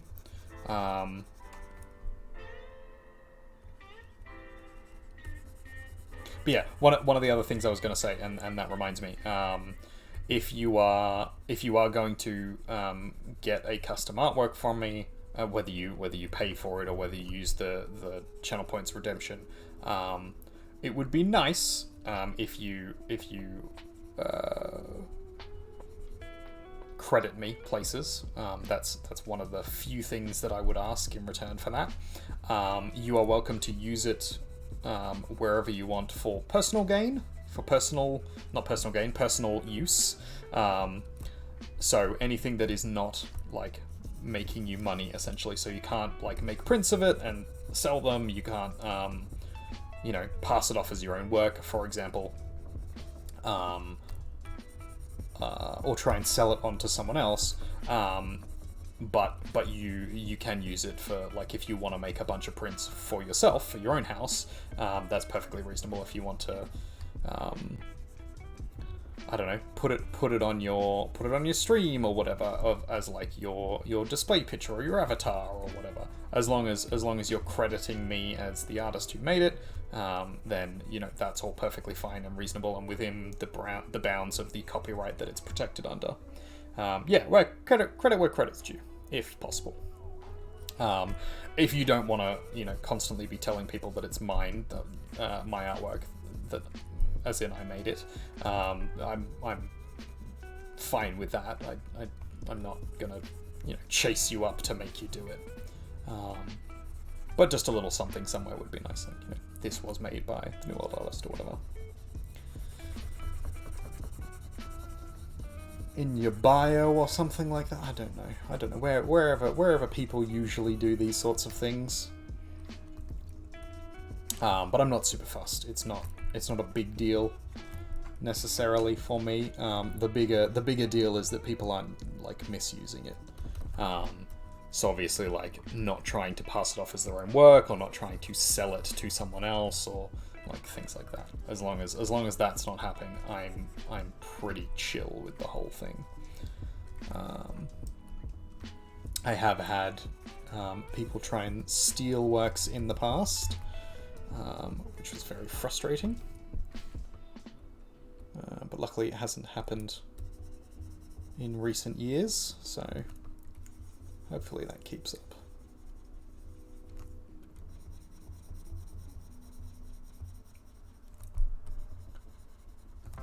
I'm just broadly... Oop. What have I done? There we go. Broadly just mapping out some of this stuff. And then we'll go in and put in some more detail. We are making sassy Christmas cards at the moment. These are essentially just like the kind of shit that you shouldn't give to your family, I guess, is probably the best way to say it. But, we're gonna, because it's funny.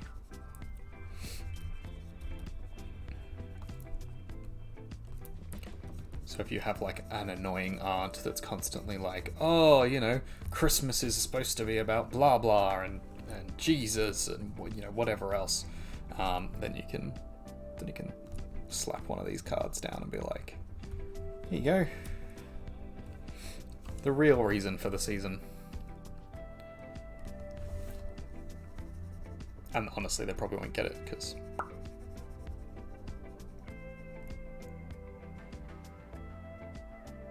Fine to use for branding, just not to sell products. Yeah, to a degree, basically. Like, if you're not sure, check in with me. But, like,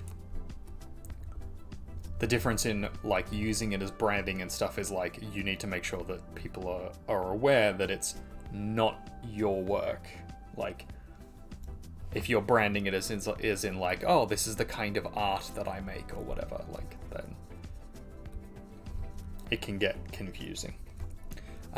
Which is mainly just like a difficulty for, like, if you're an art streamer, for example, then you have to be a little bit more careful with these kinds of things.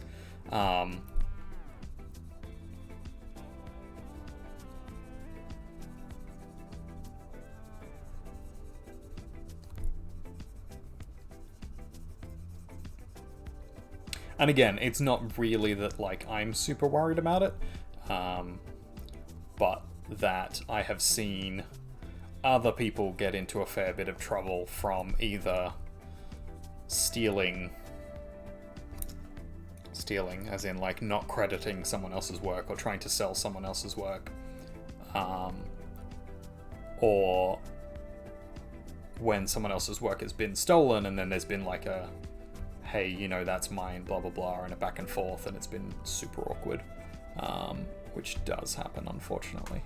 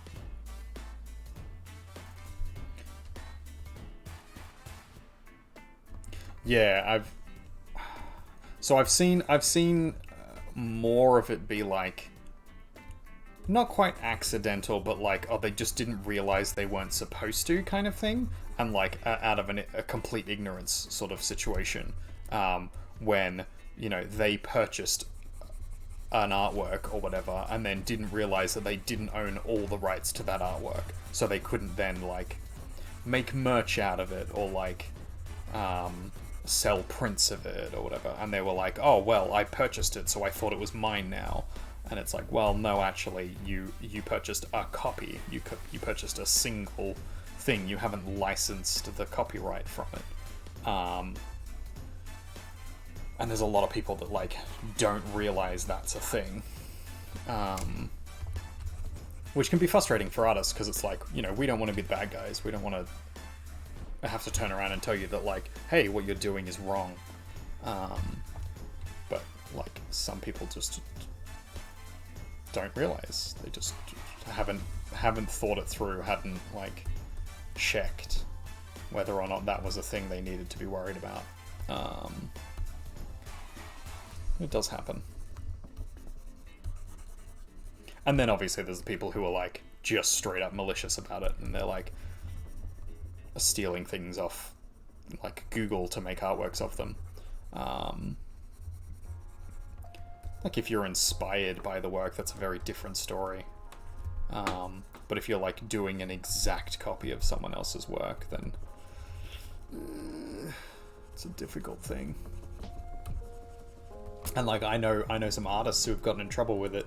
There's actually been some streamers recently who have gotten in a bit of hot water over the fact that, like, the artwork they made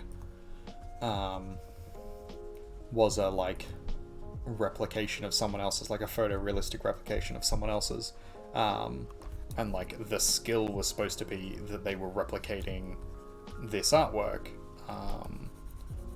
but because they never got permission, they essentially just stole someone else's artwork and design and then made a work out of it, and that's a pretty heavy no-no. So, like, it's a thing. It's kind of ridiculous. You had a person trying to make you draw a thing for them last night, actively trying to get you to stop what you were doing and draw their thing over and over. Interesting. As in, like, they were saying in the chat, hey, you should do this thing instead, like, do my thing. like as a redemption, but like not actually redeeming anything.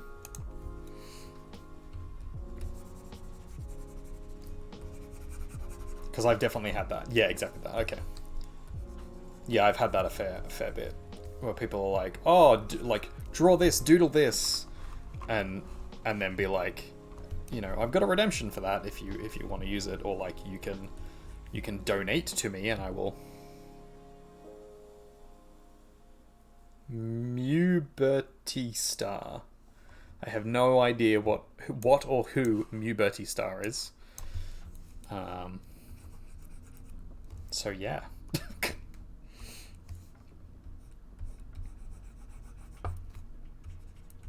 Yeah, that's always really frustrating. Like, people just don't get it. They told you to Google it a bunch of times.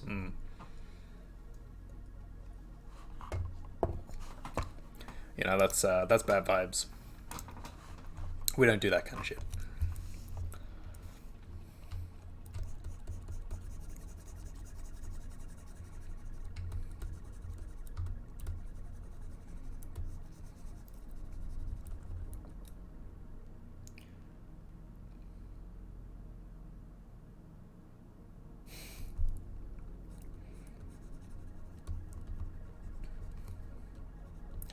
Yep, that's definitely a thing. Yeah, like I'm more than happy for audience members to like have suggestions of things, or requests. Like all of that is perfectly fine. I have no issue with any of that. But like, it's still my stream, and I'm still gonna make the things that I want to make. And it might be that I don't want to make the thing you want me to make. Firstly, or I'm not willing to, or alternatively, it might just be that I'm busy doing something else, which is often more often the case than not. And so then it's just like, hey, I'm not doing that right now. Like, I might do it later if you hang around for long enough and if you're invested in a stream long enough, but like, just coming on and demanding I do something is not going to make me want to do the thing. Apologies. But not really apologies. Especially if they're new. Like, for example, like I'd probably drop most things if you or Calamity or Lizzie Bell, not straight away, but like I'd probably get around to pretty quickly doing a thing you guys wanted me to do. But if it was someone who was like brand new on the channel, I'd be like, yeah, no, like that's not how we do things around here. You sort of gotta earn. You gotta earn that. Speaking of, this stream is sponsored by Lizzie Bell. She's definitely human.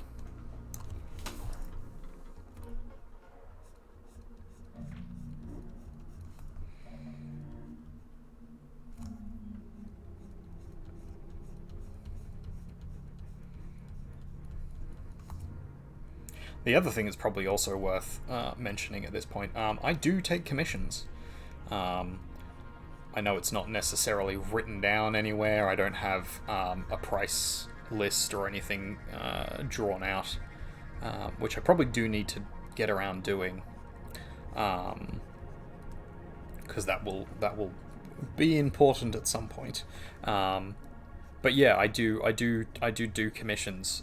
So if you have a custom artwork that you want me to do, and you want me to spend the time on making it look good, and you want to be able to be like, actually, I want this specific thing, and I want it to look like this, there is a way to go about doing that. I am a professional artist, so it's a little bit more expensive than some people might want it to be. But that is an option. Like, if you really want to see an artwork by me, if you really want to see me do a thing in particular, and even like you can request me to do it on stream, like part of the thing. If you're like, hey, I want this, and then also I would like to see you making it, it will cost you a little bit more, but like I'm happy to do that. That's not an issue.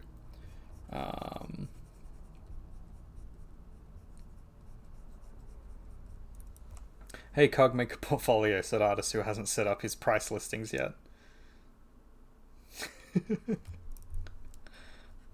Well, so I haven't done it mainly because I do commission, like I do pricing on commission as a case-by-case basis, based on like what it is, how difficult it is, how much effort the person wants me to put in, but also how much effort I'm willing to put in at the time on something like that. So, for example, these ones, the self-portrait studies I did, I was willing to put in a little bit more effort on those and spend a bit more time on them. And I would happily spend the time for someone else, but it would cost a little bit more than just say, you know, like what I just did for you with the cog piece. Even though, like, time-wise, they're probably... I mean, these ones actually did take, like, multiple hours. These are, like, 4 hours, 5 hours worth of work. This one was, like, 7, maybe 8 hours worth of work. And this has been 1.5, 2? But, like, they're very different experiences. And they take, like, different levels of... interaction and stuff and mental load, so they're priced very differently, but some people might misunderstand if they just look at a price listing. So I'm going to have to be careful about how I price my things and how I word how I'm going to price my things, because I think that's probably the more important part.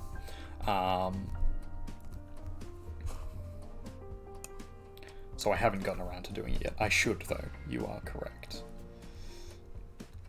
And the portfolio thing was mainly because you do need to get your portfolio done, so that you can monetize yourself, sir.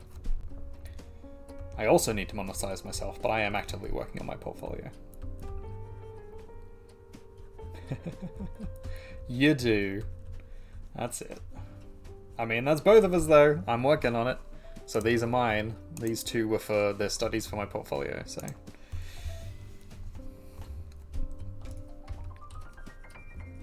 We're working on it. We're working on it. You are actively working on your portfolio. Good. That's what we like to hear. You haven't been able to take nice photos yet. That's alright. I mean, what actually is more important is, like, collecting the ones you like. The ones that you've already done that you like. That's actually the more important part. Because it's supposed to be, like, a showcase of the good things that you've already done. And obviously, like, catering that by putting in new things is important as well. But if you can't show that, like, you have been doing it this whole time, then it's going to be difficult to kind of try and sell that to someone else. And you do have a lot of good photos that you could use, so I think it makes sense to just use them, I guess. For anybody who is trying to get into art, into artistry, and, like, doesn't know where to start, that's a really good... They're not subpar photos. Fuck off. We'll have none of that. This is a positive mental health space only. Men's mental health. Where's the men's mental health? Yeah, if you're looking to get into any art career, like literally any artistic career, a portfolio is super important. I do not say that lightly at all. And one of the things about that is you should have a range of showcaseable products or things that you can do. So, like, in various different styles and various different medium, if you do different media, different subject matter taken, done in different ways, and then like just showing the breadth of your ability, and then potentially like some kind of marketable aspect, so some recognition that you have acknowledged that some of it's going to need to be marketable, and how you have begun to organize that marketability. And like literally every art job is going to have some aspect of that, so you need to like work out ahead of time what it is that you're doing, how you're going to put your best foot forward, and all that kind of shit. I have a portfolio which I could probably show off on stream at some point. It's not done. I'm redoing parts of it, but I have like already sent it off to places and used it. So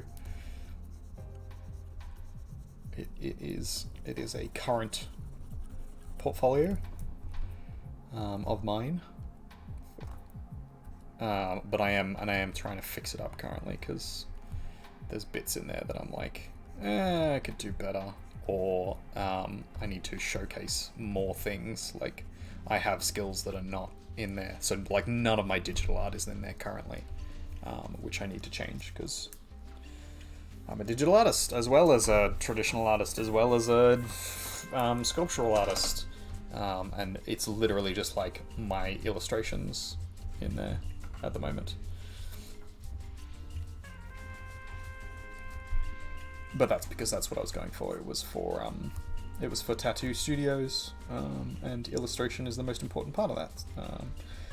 Digital work too, but like, yeah,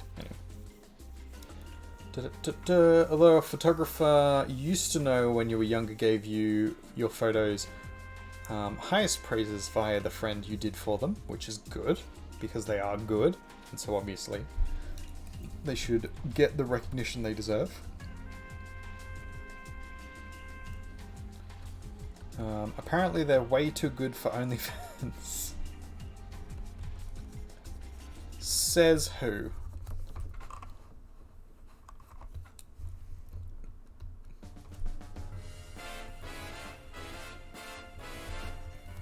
Porn can be nice. Porn can have nice,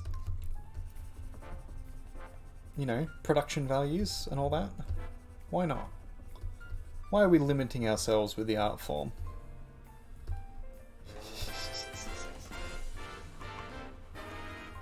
A well-paid professional photographer? A smut photographer? Is that what you're talking about? I kid.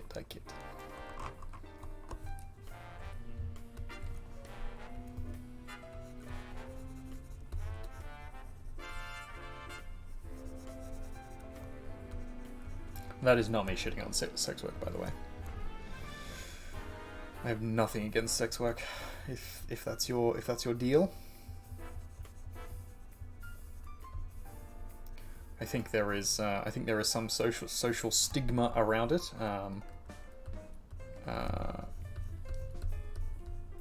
don't know. I think a lot of it is not warranted. There are aspects to the conversation that's like, a reasonable point, but it's mixed in with a lot of really shitty points, at which point you're like, better to just not be on that side and throw all of the argument out.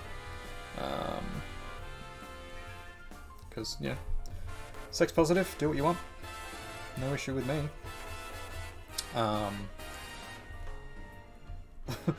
Lizzie Bell reckons that I would do really well as an online sex worker. And I'm kind of inclined to agree. Obviously I wouldn't do super well, mainly just because men in the online sex work industry don't do as well, and there's whole things around why that's the case and stuff like that. It just is what it is. There's nothing we can do about that.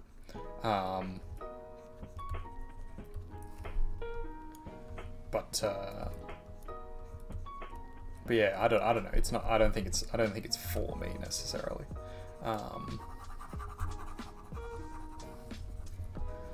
They unfortunately have been instilled with some fairly traditionalist values. And while I can recognize that they're not really useful or productive or like, I don't know, whatever the word happens to be, that I decide in the end. But I can't. Those are a part of me, and so I can't not feel them or think them, at least to begin with. And so that's sort of where I am. And then there's also an aspect of like I would rather, make my money making art. If I was gonna have anything sex work adjacent even, it would be making like lewds of artworks, which I'm already trying to do. I have a Patreon set up now to do exactly that.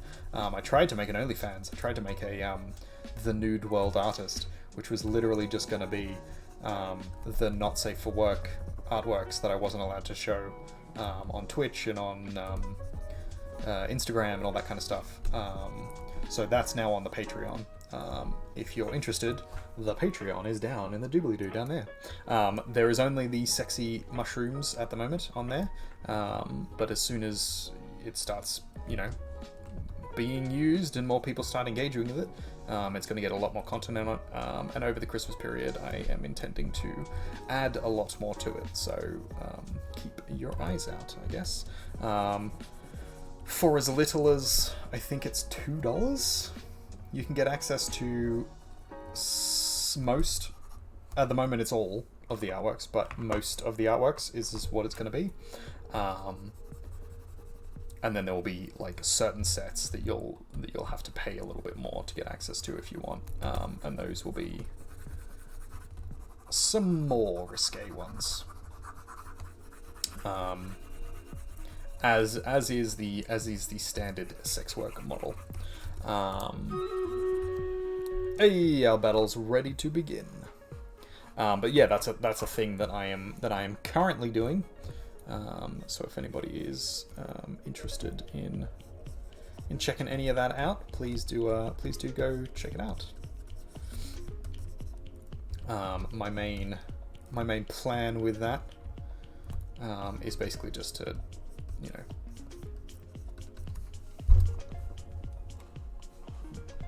profit off the not safe for work art, I guess. I don't know how to best to describe what I'm trying to do with that. Basically, I wanted a place to show off the art.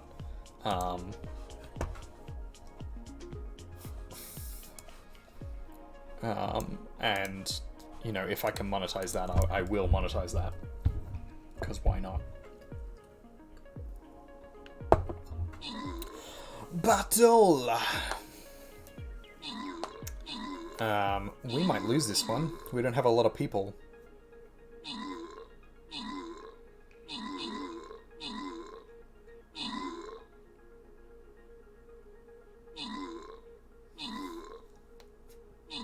Oh, maybe we're doing alright.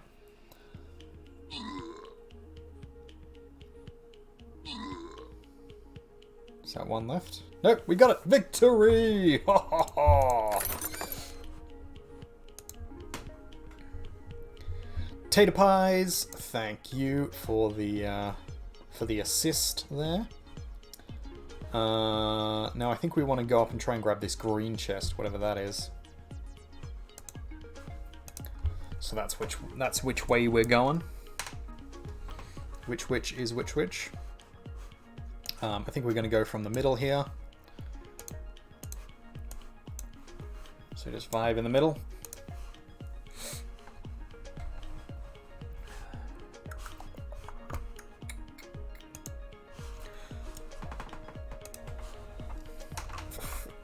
Yeah, so that's the thing. I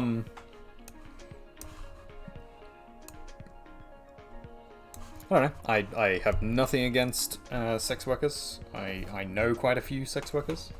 I don't know, it's just not a thing I want to do, I think.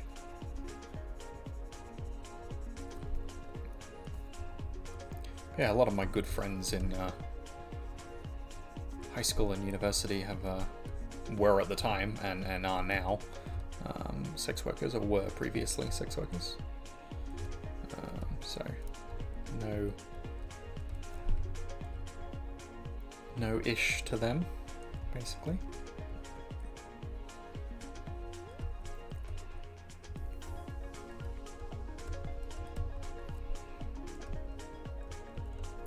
But I do know some people who are like quite funny about it. There's a lot of people who have a lot of weird hang-ups in life, and you sort of, most of the time you gotta just ignore them. You can try and argue with them if you want, I guess, but like it tends not to get you anywhere.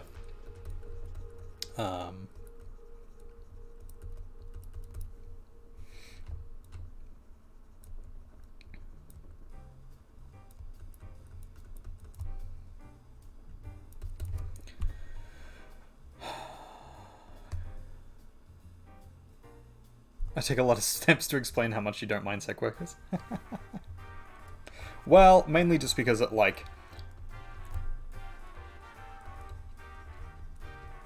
because I wouldn't myself do it, and I have my reasons for that, and I don't want it to be misconstrued as therefore I am anti-sex worker, because I am definitely not.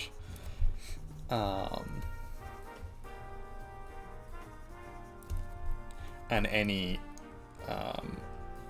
like objection I would have to it personally is not a reflection of anybody else. It's like a personal, for me thing. But I have had that discussion with people previously, and they then got like upset about it, and were like, "Oh, blah blah blah. You know, why is it? You know, why is it okay for you or not okay for you, or blah blah blah, or like you've watched porn and therefore," and I'm like, no, that's not what I'm saying. Like none of that is what I'm actually saying, and is kind of a mischaracterization of my entire point. But it is a contentious issue at the moment in society, and we had sort of briefly discussed it, me and Lizzie Bell. As a, like, you know, that would be an opportunity for money making for myself. Yeah, mild trauma from shitty people. I mean, a lot of my things are mild trauma from shitty people. I'll be honest. A lot of my responses to life and in general, Lizzie Bell can attest to this. Like we'll be talking about. I don't know, certain topics, and I'll be like making a point, and then she'll be like, "That's a straw man," you know, like most people don't do that, or most people don't act like that, and I'm like, "Well, I've met a lot of people who do," and then she's like, "Well, those aren't actual insert thing here, like." I don't know, feminists or vegans or environmentalists or blah blah blah blah blah, and like a reasonable point that not every person is, nothing is a monolith. No one group is all of the things, and every person in that group is not going to be the same as every other person in the group. But like from my experiences, from my mild traumas, I have like certain responses to certain things, even if I'm pro that thing,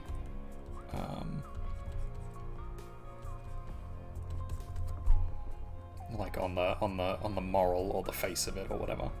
So it's a problem. It's probably something I should go to therapy about. We were talking about that the other day as well.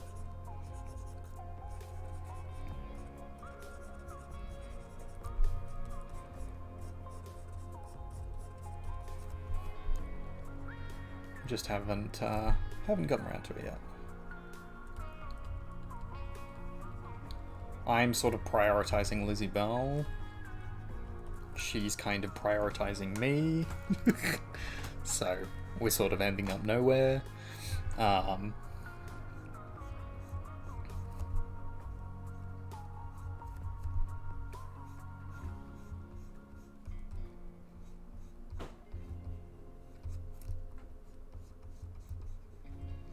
I think we're fine for now.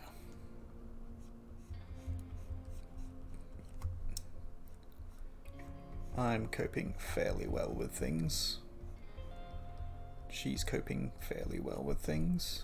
So together we're like a fully functioning adult.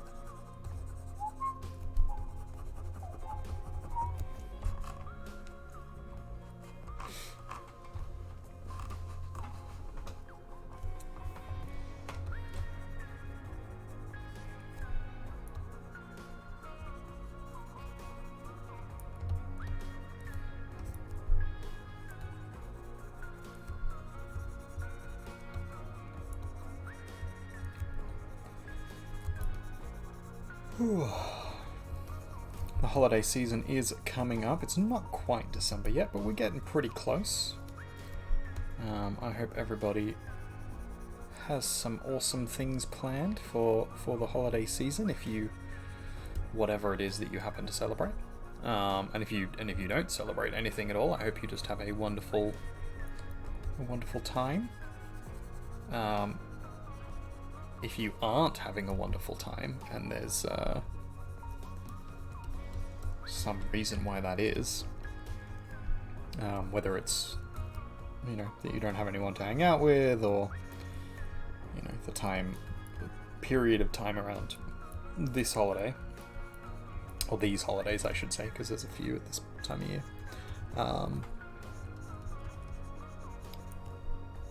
If that's the case, let us know in the chat. If you aren't having a wonderful time, yeah, exactly. Let us know, because, you know, we can help you out. We can organize things. Quite a few of us have gone through various different of these issues, so we will don't shoot politicians. That won't make you feel better. Stop that. Bad cog. Where's the button?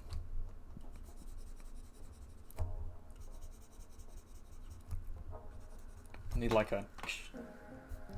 I should have a physical one. That's what it should be.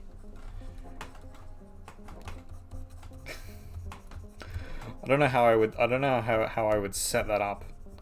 But I need like a physical, like, slam the button and then like it's hooked up to my Streamlabs and just immediately like cuts all the feeds.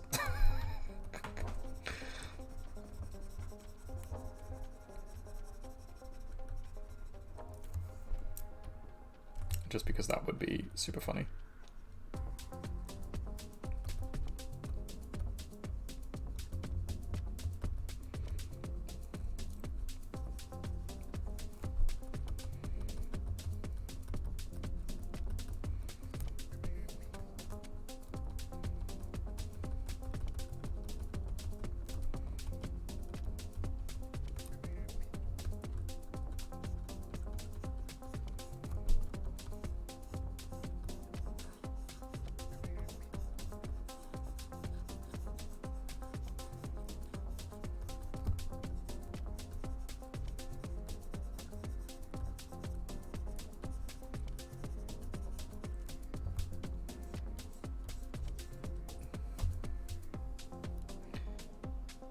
Be cool if we had a physical Bluetooth button, yeah.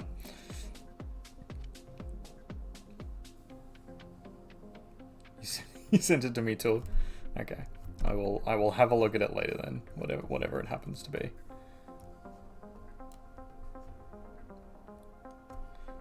Speaking of awful political situations, Danny Lim, the Billboard guy, if you know who he is, he's a Sydney treasure.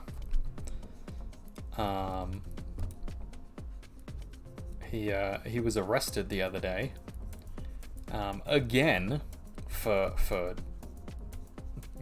disturbing the peace kind of thing, but basically he had something insulting on his sign, and someone got shitty about it, and then because they got shitty about it, they sent the police in, and the police were rough with him because he doesn't speak English very well. He's an old man, like quite old man now,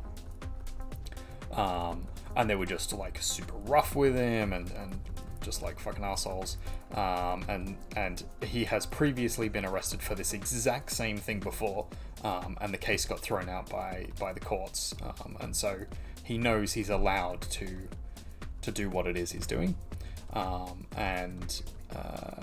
well, basically they asked him to move on and he said no, and then the scuffle ensued, and then he ended up getting hurt quite badly, and he's now in hospital, which is fucking awful.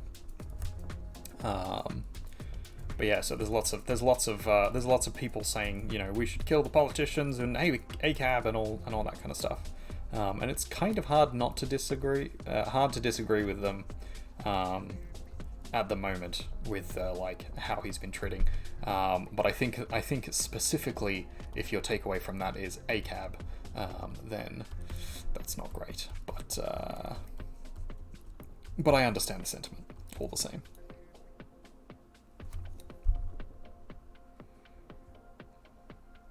You haven't seen it, you've sent me the button. I mean, you've sent me the video of the button, yeah.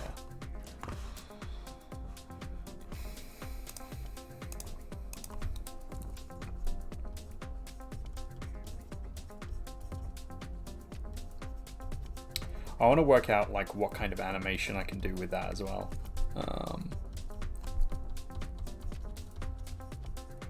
Because I'm not sure it should be the same every time, but we'll see how we go.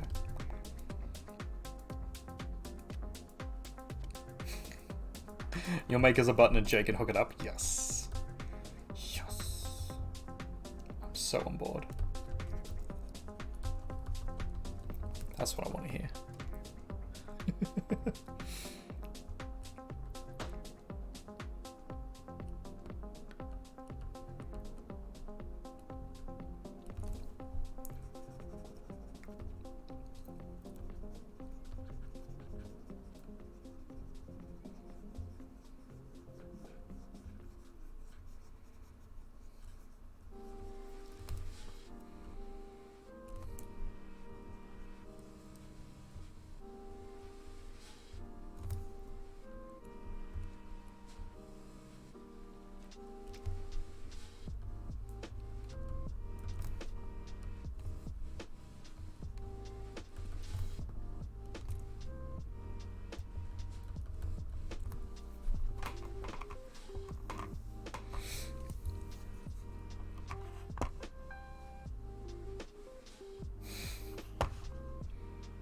Yeah, I don't know how I would do it. I don't know how I would set it up necessarily.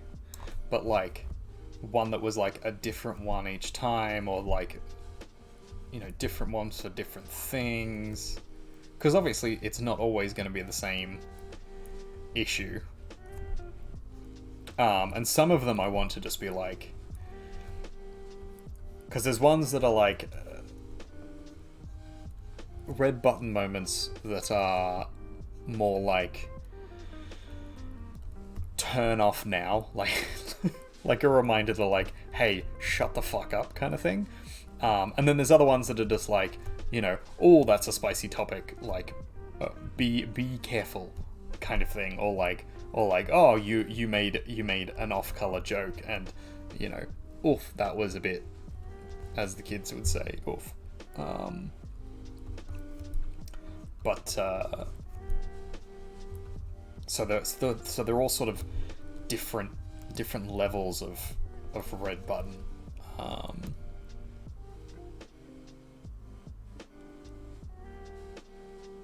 Like Mexican mustachios. Yeah. So that's probably one that we shouldn't have on stream. But I'm tempted. I had seen that video before, by the way, quite a few times, in fact.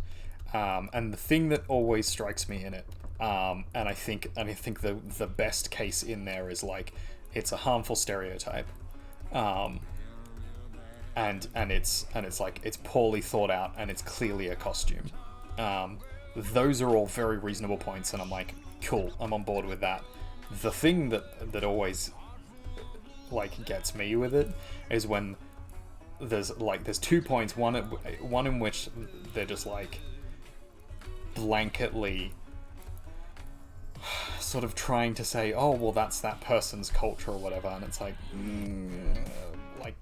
sure, that's an argument you can make, but I don't think it's a particularly good one. And then the other one is like they have to ask first, so they're like, oh, are you from such and such a culture? And then it's like, and then their answer is dependent on whether or not they're from the culture or not. It's like, well, it should be offensive one way or the other. Either it is offensive or it isn't. Like either it's a stereotype, which it is, and so it should be considered bad, or it's not. Like just because it's someone else doing it. I don't know. I think for that one specifically, there are other ones that are like grey areas, but like that example in particular is I think should be a pretty cut and dry one. But there's clearly a lot more nuance to the discussion. Anyway.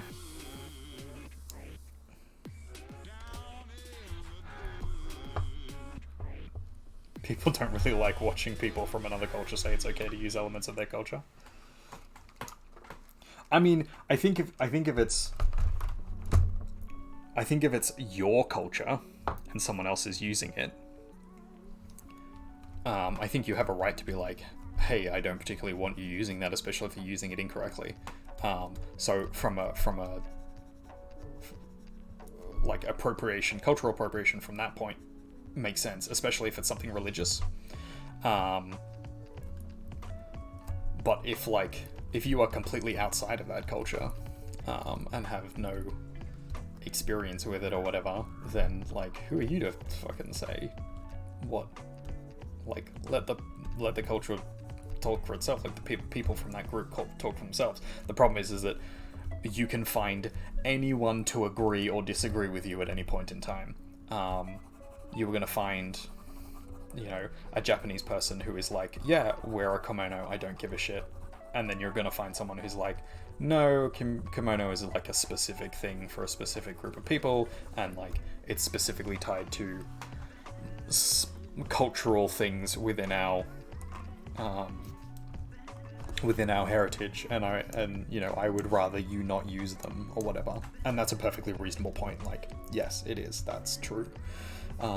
Like, sure, it's a piece of clothing, but like it does have some more significance to it than that culturally. I think you'd have a hard time arguing it with a sombrero, I think, or a poncho.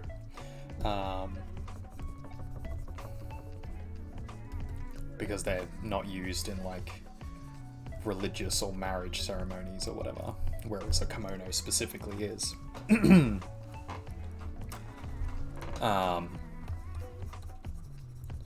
But like most Japanese that I've met, and most Japanese I think would kind of agree that like, nope, they're pretty happy with you as long as you're wearing it properly and you know what it is.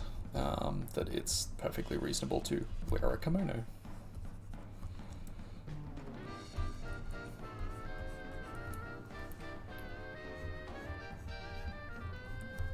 But like with most of these discussions, it's like there's a little bit more to it than either side, I think, is willing to like pro and against is what I mean by that. But like I think there's a little bit more to it than either side is willing to sort of acknowledge.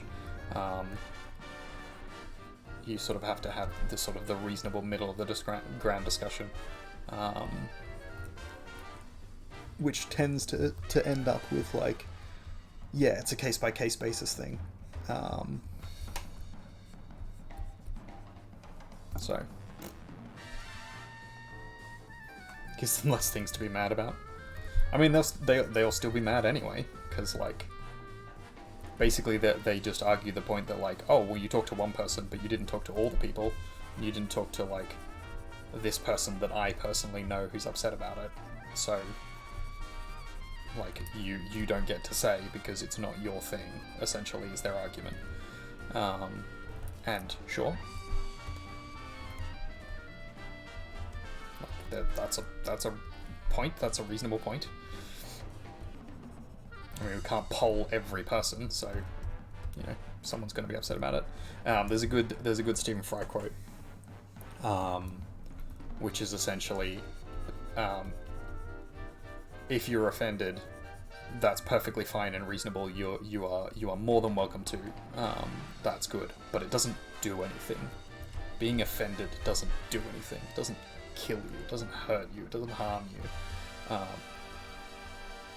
In the end, it just means that you're offended about something, and other people should be, you know, careful or mindful to not purposefully do it, but like it's not a grave injustice that you were offended by something.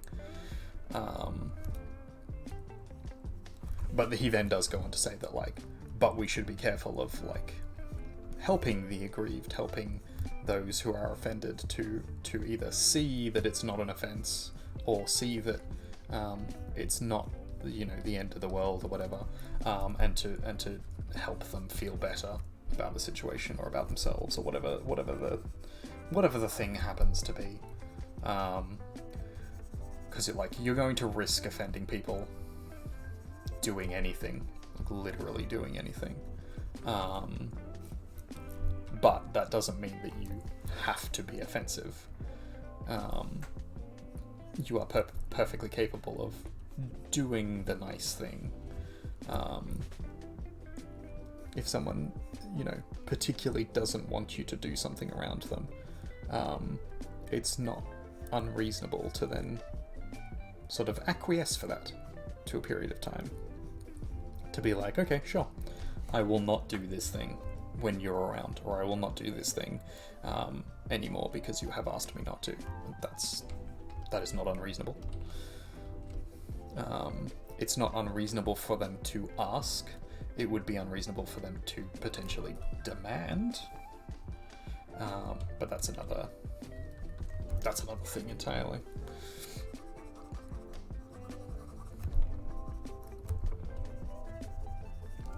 Diplomacy.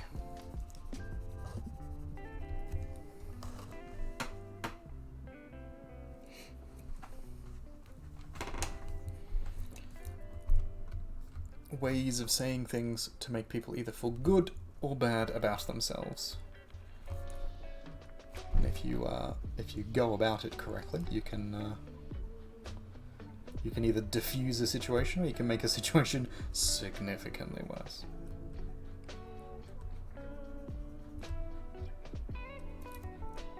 Speaking of diplomacy and offensive things, are we excited for D&D? Hell yeah! So excited. I've been jonesing for some D&D. We're going to try and organise, we're playing a D&D campaign up here as well, so we're going to try in the new year to put together that. But yeah, I'm looking forward to the continuation of our breakfast story. I'm looking forward to getting the arbitrator back up and running.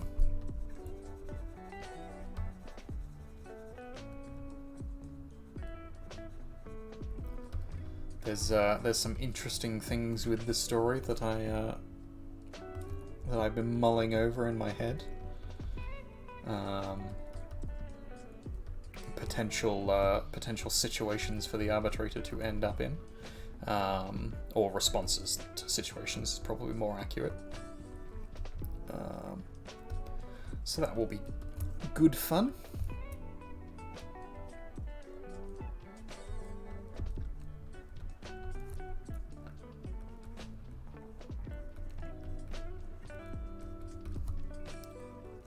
But it's very much going to be like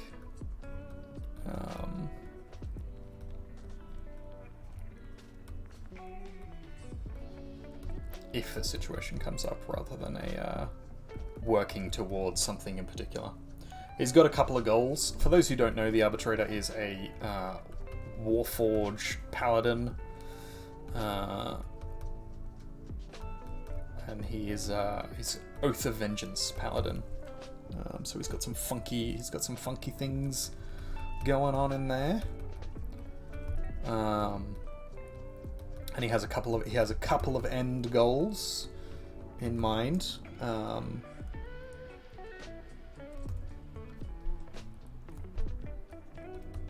We'll see whether or not he gets at all close to achieving any of them.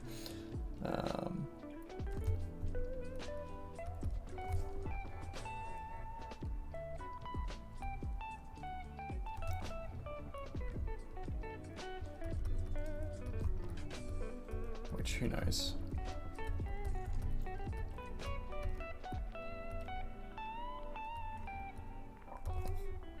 But yeah, there's been some fun concepts that I've been mulling over and playing around with in my head. So we'll see how they go.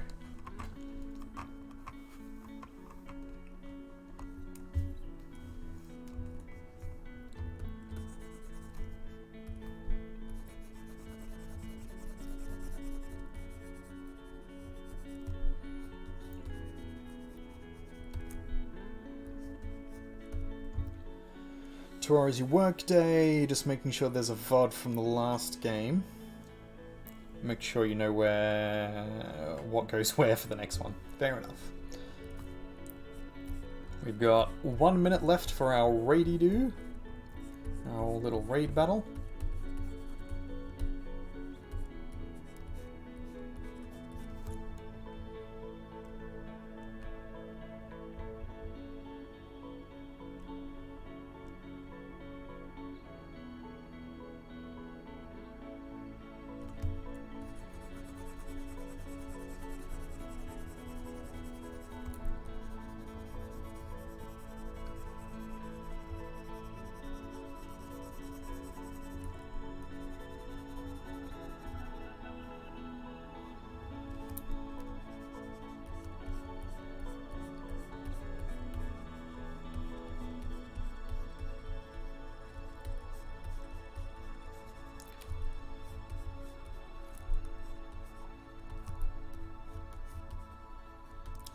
Yeah, one of the interesting things that I'm looking forward to seeing how it all plays out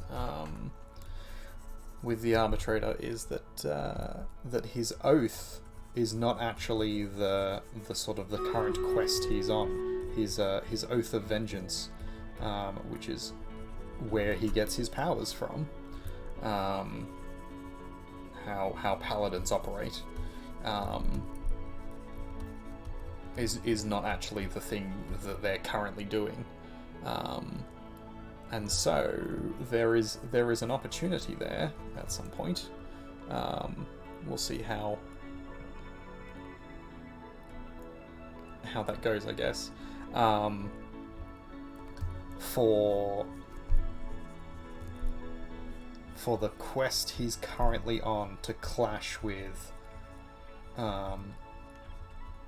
his oath, and then which one is more important at the time and which one is he going to lean into, and the repercussions that has, because, for example, and this is one of the fun things about paladins, is that because the oath is what gives them their power,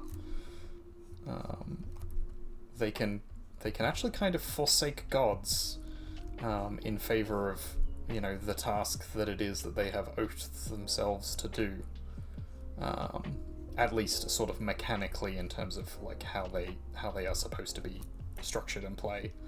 And so the vengeance aspect of it is actually more important than anything else for this character. And so if there comes a situation in which he has to choose between one or the other, it'll be interesting to see what happens. Does he stick to his god, or his found god, I guess, because it's not the god that he originally had.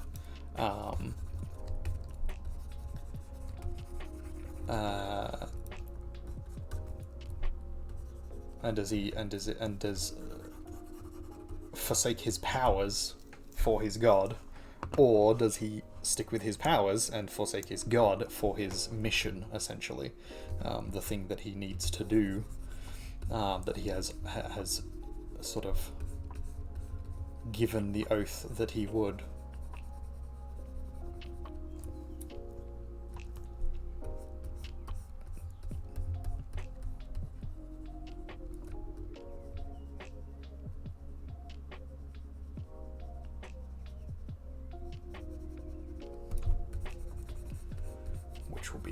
Which will be an interesting dynamic. Very interesting line of thinking. I guess it depends how you want to play it mechanically.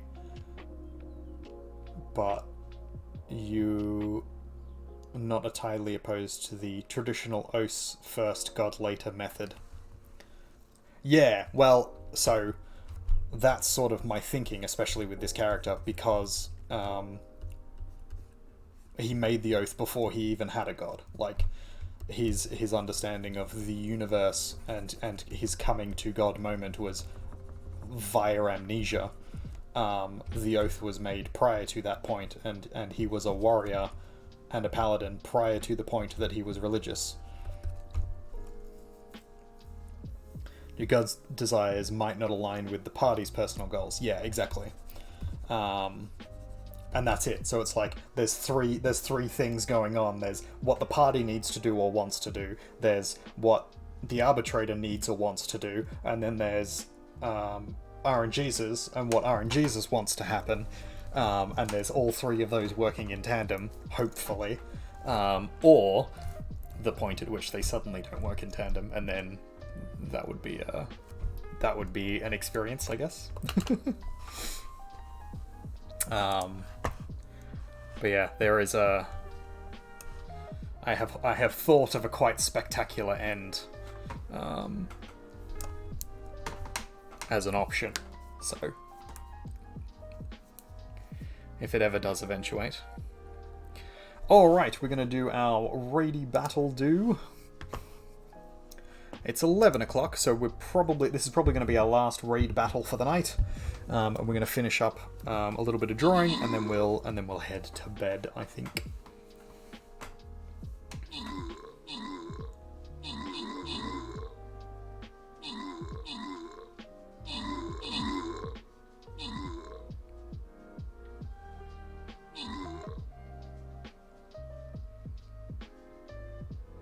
Looks like we're going to win it.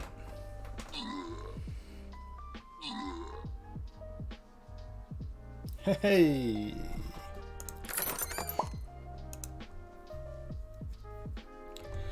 Kenneth, there you go. You get some Saint Scrolls. And we're going to finish there for the night with that. We'll see if we can come back to that another time.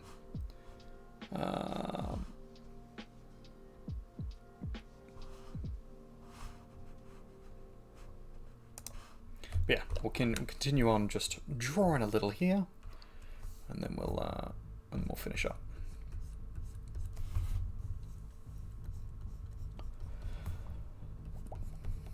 But yeah, I'm interested in what's going to happen. I'm interested in how Todd the dude bro fits into everything. I'm interested in how, you know, the storyline's gonna change and move with things.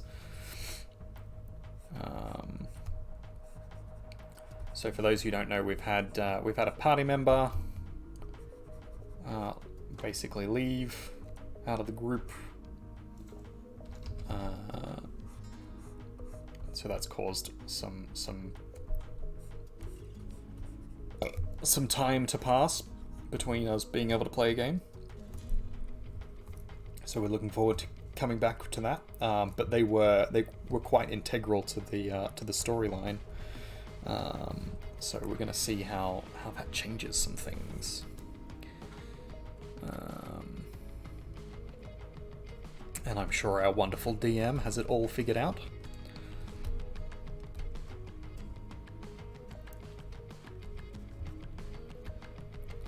And even if not, I'm sure he can come up with something pretty good. Everyone except Slam was integral to the storyline. There you go.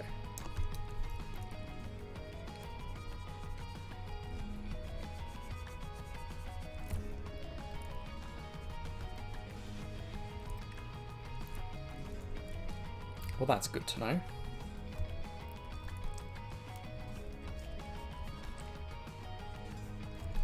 It's good to feel important.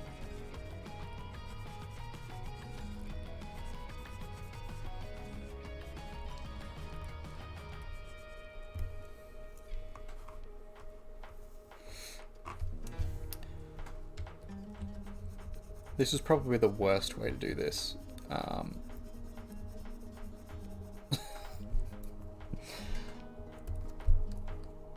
really really shouldn't have done this way. But I'm an idiot sometimes. So there's that. There's a thing.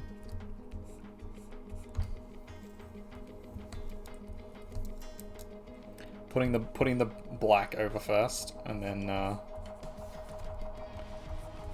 having to redraw over it and doing everything like piecemeal, bit by bit by bit, is super slow, and is not the way that you're supposed to do stuff like this. Just stupidity sometimes. The stupidity of me.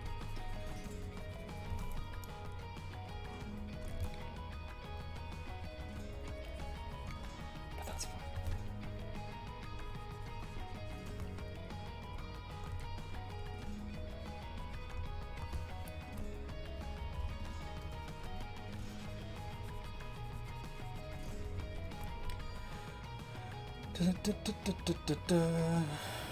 Lots of interesting ideas for Todd. Slam is a cool character. You hope Jay keeps playing him. Yeah, I'm vibing it. Don't forget to hide an orange in there. That's right. I need to put an orange in here. I almost forgot. All right, let's see if we can hide a orange in here somewhere.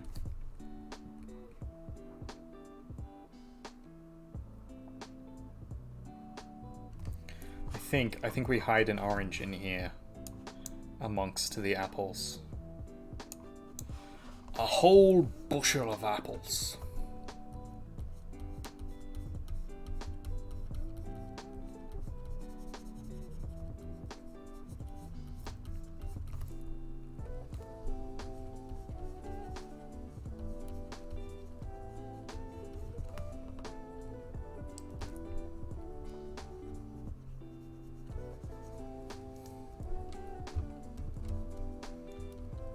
Single pulpy boy.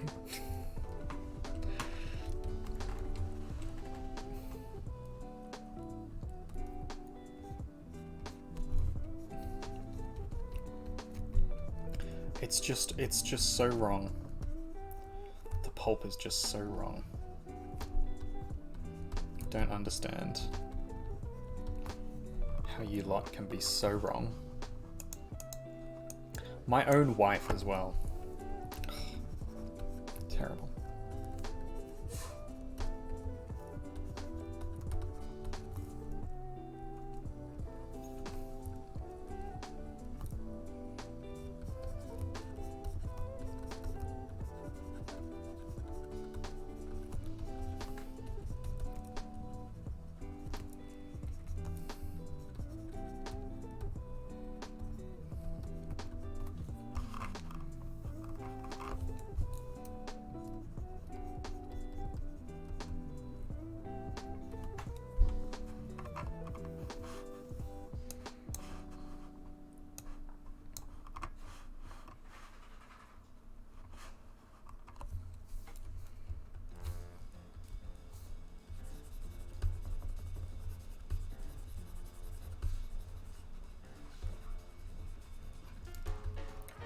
Hi, Henrod. How can I help you?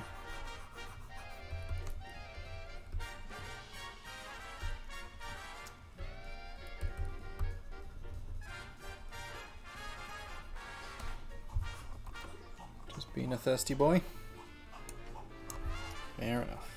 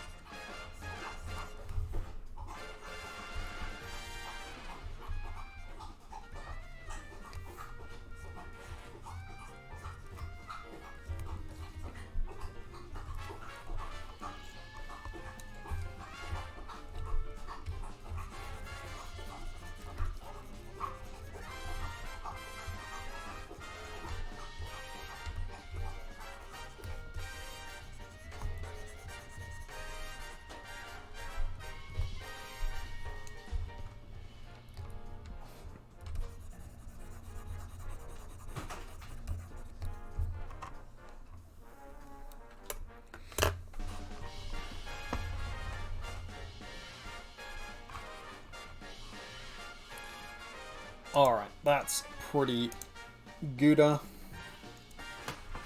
Henry's asking to go out, so we might finish up there. See who we're gonna raid into. If anybody has suggestions in the chat, I'm thinking Cognitive Beard, but I'm not sure if he's streaming, so we'll just have a look.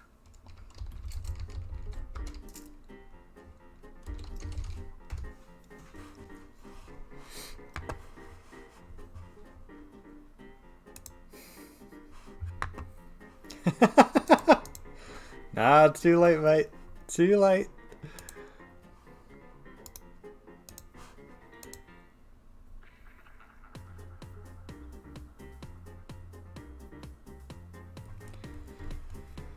Da, da, da, da, da.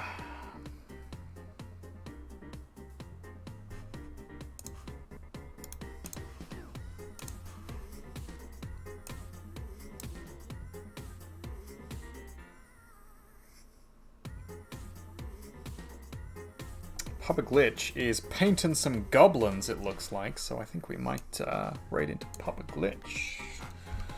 I'm just waiting for this ad to finish so we can have a look what he's up to. Looks like he's only just started. 13 minutes in. Oh! Oh yeah, he's only just started. We'll raid into him. There's a video of a little Chef Weasel with this song as a backtrack. Interesting. Okay.